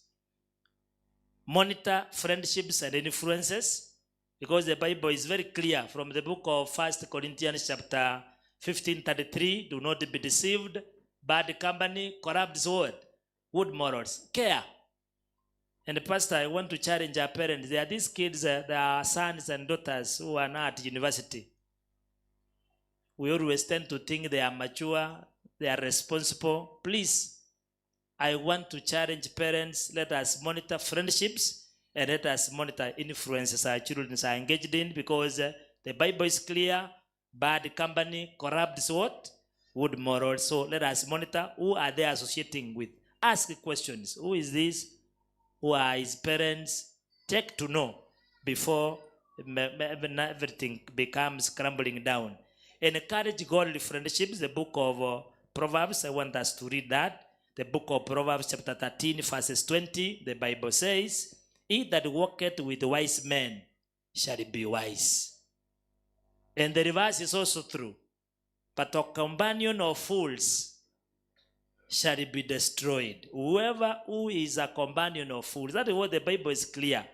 We must be intentional about who our kids are associating with. And the reason why we're encouraging our kids, and particularly our ambassadors and the above ambassadors, it is important that we also become intentional with our associations, because the Bible is saying, if you walk with wise men, what shall you do? You will become wise. In fact, if you ask our youth and our children, sample their friends, that child of yours is an average of the people he is associating what? Is associating with. Sample them. Look at the character and the mannerism. That will be your son or daughter. So we are being admonished from the Bible that he walketh with wise men shall be wise, but a companion of fools shall be destroyed. And lastly, there is need that we need to discipline our children in love. The book of Hebrews chapter 12 verse 6, the Bible is clear that God disciplines those he loves. God disciplines those he loves, because the Lord disciplines the one he loves, and he chastens everyone he accepts as his son, as parents. We will be seeing later, I'm giving a few examples of parents in the Bible who were good in parenting, who raised the generation for Christ. There are those who blundered. Discipline is important in this life, and even as we collect them, let us collect them in love. Collect in love, but not in anger. The book in the Bible, in the book of Ephesians chapter 6, we are being told that discipline should shape, not break a child's spirit. Even as we do it, let us do it with love. Involve children in church and the ministry, and we are very happy about the children's ministry with what we are seeing. And encourage church participation. Children should grow in faith by attending church and engaging in the ministry. The book of Hebrews chapter 10 verses 25, the Bible says, msiwe na tabia ya kutokutana pamoja. Let us not have a habit of not meeting together, but even as we meet, we encourage each other, even as we see the days approaching. Develop their gifts for God's service. Even as they come to church, let us identify their gifts from the young age. Like, look at this girl who was called the choir. This is a leader. I'm seeing a leader here. Very, very, very, very firm. Identify them early enough and put them in church, even as we develop their leadership, because tomorrow they will become leaders in our church and even in the society. Allow me have a look at examples in the Bible of parents who had very great influence. Like, you turn with me the book of Genesis chapter 18 verses 19 and Genesis chapter 22 verse 1 and 18, Abraham and Isaac. God chose Abraham because in fact the Bible says that he chose Abraham because he knew he would be able to instruct his children in righteousness. So very good example that we may be able to copy as parents and church is what Abraham did. I was imagining even that particular channel of Abraham taking his son to go and sacrifice him. The young man is asking him, I'm seeing the wood is here, kuni naona, hata kisu naona, lakini wapi kafara ya nini? Ya kwenda kuchinjwa. And then Abraham, I don't know whether he was cheating him, sijui, munaona namna alikuwa anamdanganya. Because in fact he was cheating him. Because for Abraham, he was to go and sacrifice him. Nasema kijana wangu, God will do what? Will provide. Look at even the young Isaac. How does he allow his father to tie him? Anamkubali. Anza kuchukua huo wako uende kumsacrifice huyo wako. And he's the only one. Kabla hujaanza kuelekea mlimani atakuwa anasema I want to see lamb ya kwenda kufanya nini? Ya kwenda but then Isaac goes with righteousness, and of course God provided. Is a good example that we can be able to copy as parents ya wala watu ambao ya kwamba Abraham was faithful and God chose him, because God is saying he knows that Abraham is faithful. He will be able to instruct his children in righteousness. Abraham's faith and obedience influence Isaac, even at the point ambaye anashika Isaac na anamufunga na Isaac anakubali, until and then God says, now you cannot sacrifice your son, turn and see, and there the lamb was. And you know the influence of Isaac as he lives, who also trusted God. And then another good example is this sister called Anna and Samuel, young lady who had not conceived for quite some time. Anaenda naomba in the book of 1 Samuel chapter 1 verses 27 and 28, and even 1 Samuel chapter 3 1 to 10. Amemuomba Mungu na very specific, anaombea mtoto, na anaombea mtoto gani? A male child, very specific, kwa sababu ya madharau ya the co-wife, and prayed for the male child, and he promised God ya kwamba utakapompea, I will indeed dedicate him to church. Anna dedicated Samuel after she was given that gift. He dedicated Samuel to God from birth and nurtured him in faith. Samuel grew up in the temple and became a great prophet. Who does not know what the influence of Samuel was, and that he read Israel as a prophet? This faithful woman called Ann. Moses is also Moses' parents, Amram and Jochebed, from the book of Exodus chapter 2 verse 1 to 10, and Hebrews chapter 11 23 and 26.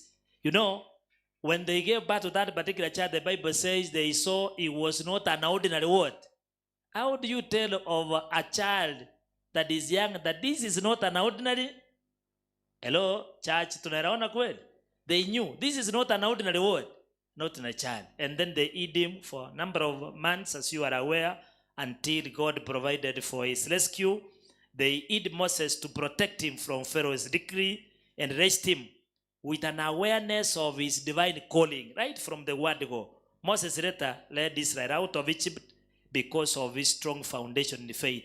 Those parents, that is Amram and Jochebed, is an example that we can also be able to copy, those of us who are supposed to be raising a generation for Christ. Mary and Joseph is another good example. You know what they did. They even took Jesus to church. And there is a time even Mary was telling the people that listen carefully to what he's saying, because they also discovered that they were also, that kid that was with them was also not an ordinary kid. They raised Jesus in a godly home, taking him to the temple and teaching them him scripture. Jesus grew in wisdom. That is what the Bible records, the book of Luke chapter 2 verses 52. He grew up in wisdom and in stature and in favor with God and man. Now, I want us to read from the book of 2 Timothy. That one we're able to read and see the influence of this grandmother, Royce, and mother Eunice, grandmother to Timothy. The Bible records in the book of 1 Timothy, chapter 1, verses 5. This is what the Bible says about the two ladies, Lois and Eunice. And I want to challenge our grandmothers who are here. Muna sababu. Ega asinere muta kereo kora. Eta bangina bakoro nejisokole jetoko bako babana baito moko eberli mpaka tuobo abara asareke. Lakini in the Bible we had a grandmother who did the following. Verses 5, the Bible says, that is not 1 Timothy but 2 Timothy. It is 2 Timothy chapter 1 verses 5. The Bible says, I am reminded of your sincere faith. That is Paul talking about Timothy, young Timothy, which first lived in your grandmother Royce. That faith lived in Timothy's word. Grandmother, that woman influenced Timothy. And in your mother Eunice, and I am persuaded now lives in you. So a generation in the name of Timothy, young Timothy, was raised because of the faith of Royce, who was the grandmother, and the Eunice's mother. So our grandmothers and our mothers who are here, you also have a responsibility over the kid that God has entrusted into your care. They are teaching, prepare Timothy to be a strong leader in the early church. So, and then we also have equally examples of parents in the Bible. Like look at Eli and his sons. Eli was a prophet, and they nurtured Samuel. But you know, his sons, from the book of 1 Samuel chapter 2, 12 to 36, and equally from the book of Samuel chapter 3, 11 to 14. Eli was high priest, but he failed to discipline his sons, who were corrupt and dishonored God in their priestly duties. He was given reports. He was given warnings. Na unajua naanza kuuliza kwamba nyiguete. He's not even telling them this is what you are doing. Nyiguete mangana ako na kongaka mangana mangate. Ako na kongaka ngamomenye tigento kiek. And you know, God gave in. The two, Ophni and Phinehas, were killed. The ark of the Lord was taken away, and as a result, Eli died. The daughter-in-law of Eli was in labor, and they gave a child ambao anaitwa mnajua ile. So a gentleman who was a priest, who did not take care of his responsibilities as a priest, he did not warn his sons. A lesson that we need to remember: parents must correct their children and not tolerate sinfulness, from the book of Proverbs chapter 29 and 15. Now, a paradox is here. Samuel was raised up by Anne, brought up, and became a great prophet. But did you know that Samuel did not assist his sons, Joel and Abijah? From the book of 1 Samuel chapter 8, verse 1 to 5. Samuel was a great prophet, but his sons were dishonest churches and who accepted what? Bribes. And as a result of them being dishonest, Israel demanded for a king. And you now see what happened. Saul comes in and Israel inasumbuka, and yet the father was a great prophet. Let the church pray for us, those of us who are elders of this church and the pastors, that even as we take care of the children of my people's kids, that ours may also be what? Honest. Because Abijah and Joel were dishonest. The children of Israel did not have faith in them. They went and even demanded that they be given, even King David. Look at King David and his sons. Ammon, who assaulted the sister. Absalom, who was rebellious to his father. And Adonijah. In fact, the Bible, if you read the book of 1 King, chapter 1 to 6, talks about Adonijah, who went and even what we are being told, he went against akachukua serikali ya baba yake. He overthrew his father, because the Bible talks about what David did not do. 1 King chapter 1 to verse 6, that his father had never rebuked him. So alikuwa amewajiria. The young man was handsome. The father had never. And you know, you keep on calling them Sokoro.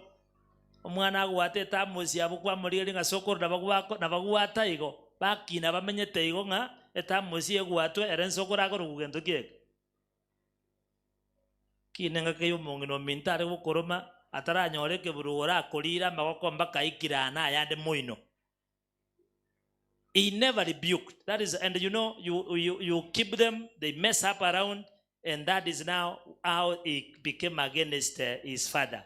And you know, the funniest one, King Ahab, I don't want to mention about King Ahab and Queen Jezebel, who led the children of Israel into adultery. The children also followed up. In fact, their son Joram followed in their footsteps, leading to God's judgment on their entire family, where a king was raised and was instructed to clear the family of Ahab the king, because he did not become a good example. The funny one in the New Testament is Herodias. Herodias was the sister-in-law to Herod.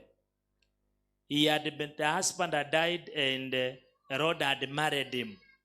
And John the Baptist was very critical about that relationship, and they condemned it. And remember, John the Baptist had been arrested and was in prison. The young girl, Salome, danced when the king, that is the book of Mark chapter 6 verse 17 to 28, danced well, embraced the king. Na omogambi anasema msichana amedansi vizuri. Now ask anything. I will give you, including I have my kingdom. And you know, the young girl goes to the mother to go and inquire. She's been promised even a half of the entire of his word. Enivo. Kamwana de kaminyo kavuna ka trusted ngine mwewa trusted ngote nkwewa monge ndabona mamali. Mama nkyoro chengo saba. Ono ntebiro je Biblia mana watebe ngo monge lia kamatega ndo sabo mutungo. Akokoreraki honestly. Go and ask for the head of John. And you know that girl innocently, she goes back and tells the king, I want the head of John the Baptist in a powell. And you know, the king had already taken a oath. Ya kwamba anything that you could ask, nitakupea. And the instruction and executioner was instructed. Went to prison, akakata John the Baptist kichwa, akaletea msichana katika sahani. Anapeleka wapi? Aba nginambu ya mule. And because of your own selfish intentions, the woman was very selfish. Omwana omunyaroka nga yako iro mutuwo monto kwete. Very bad example of a mother in the Bible, and it's recorded. Herodias influenced her daughter to demand John the Baptist's head, leading to his execution. The mother's ungodly influence led to a tragic outcome. What lesson are we learning? Parents must guide their children towards righteousness, not manipulation and evil. The book of Colossians chapter 3 verse 21. So I want to challenge the church that we have a responsibility. If we are to raise up kids for generation, for Christ, we have examples within the Bible. Tunayo mifano ya wazazi ambao walijinyima, wakatoa wazazi, watoto ambao walibariki ulimwengu katika wakati wao. Na hata tuna wengine ambao wakawa influence mbaya. Mpaka mama aanze kudemand msichana apewe nini? Kichwa, na anawacha mali. It is our responsibility as a church, as I conclude, that raising a generation for Christ requires intentional effort. Church, we must be very intentional. Parents, guardians, and the church must work together to train children in God's ways. If we are to teach them His word, model God living, and pray for them, they will grow into men and women who will serve the Lord. And we want to call upon now the parents to commit to raising up children, the fear of the Lord. I want to call upon even the children themselves to obey and follow the path of God has set for you out. I want to ask the church, there is a responsibility that is set upon us as a church, that we support families in nurturing their godly children. And may God bless us even as we do this work with faithfulness. In Jesus' name we prayed. I want to call upon Taranta Academy for a closing song. Taranta Academy. Taranta Academy. Happy Sabbath, church. My name is Beryl Morangi Onyancha. Let's call Talanta Kids for our closing song. Mtoto ndiye alikuwa program ya kuita Taranta. And in a special way, leo ni birthday yake. Mnasemaje? Sio sahi, amewaandalia keki masaa ya jioni. Akona keki kubwa. Watoto wote mmealikwa, keki ya Mel. Mama yake ni 360, amewaandalia keki. What do you say? Happy birthday, mom.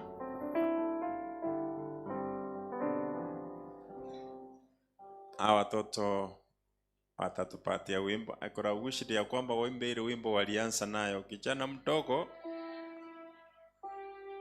mdogo anaimbisha. Wapi yule kijana? Simama mbele, songa mbele kidogo. That's a talent. Ule wimbo ambao waliimba asubuhi.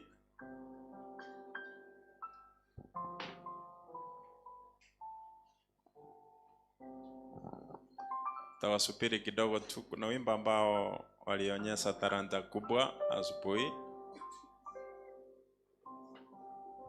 Choristers.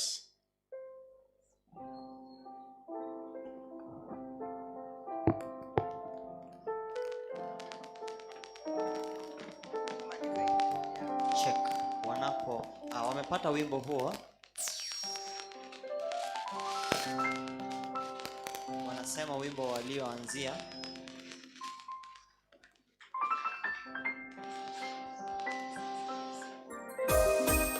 Wameupata. Karibu.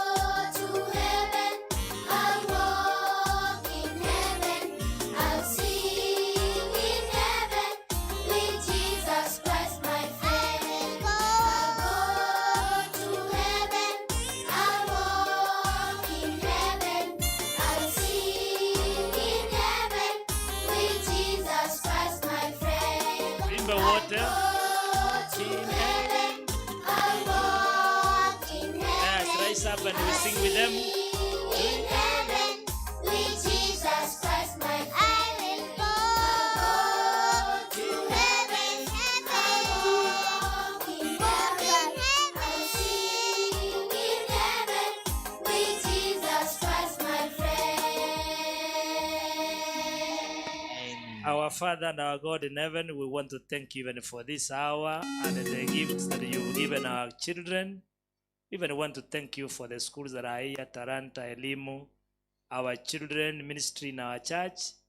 Want to commit our parents in the very, very special way that you have given us a heavy responsibility, personally from our homes and at a community level at the church, that we take care of these children and raise them for you. Where we won against thy will in terms of their raising, we want to ask that you forgive us. Even as we disperse for lunch, may you disperse us with thy grace. For it is in Jesus' name we prayed.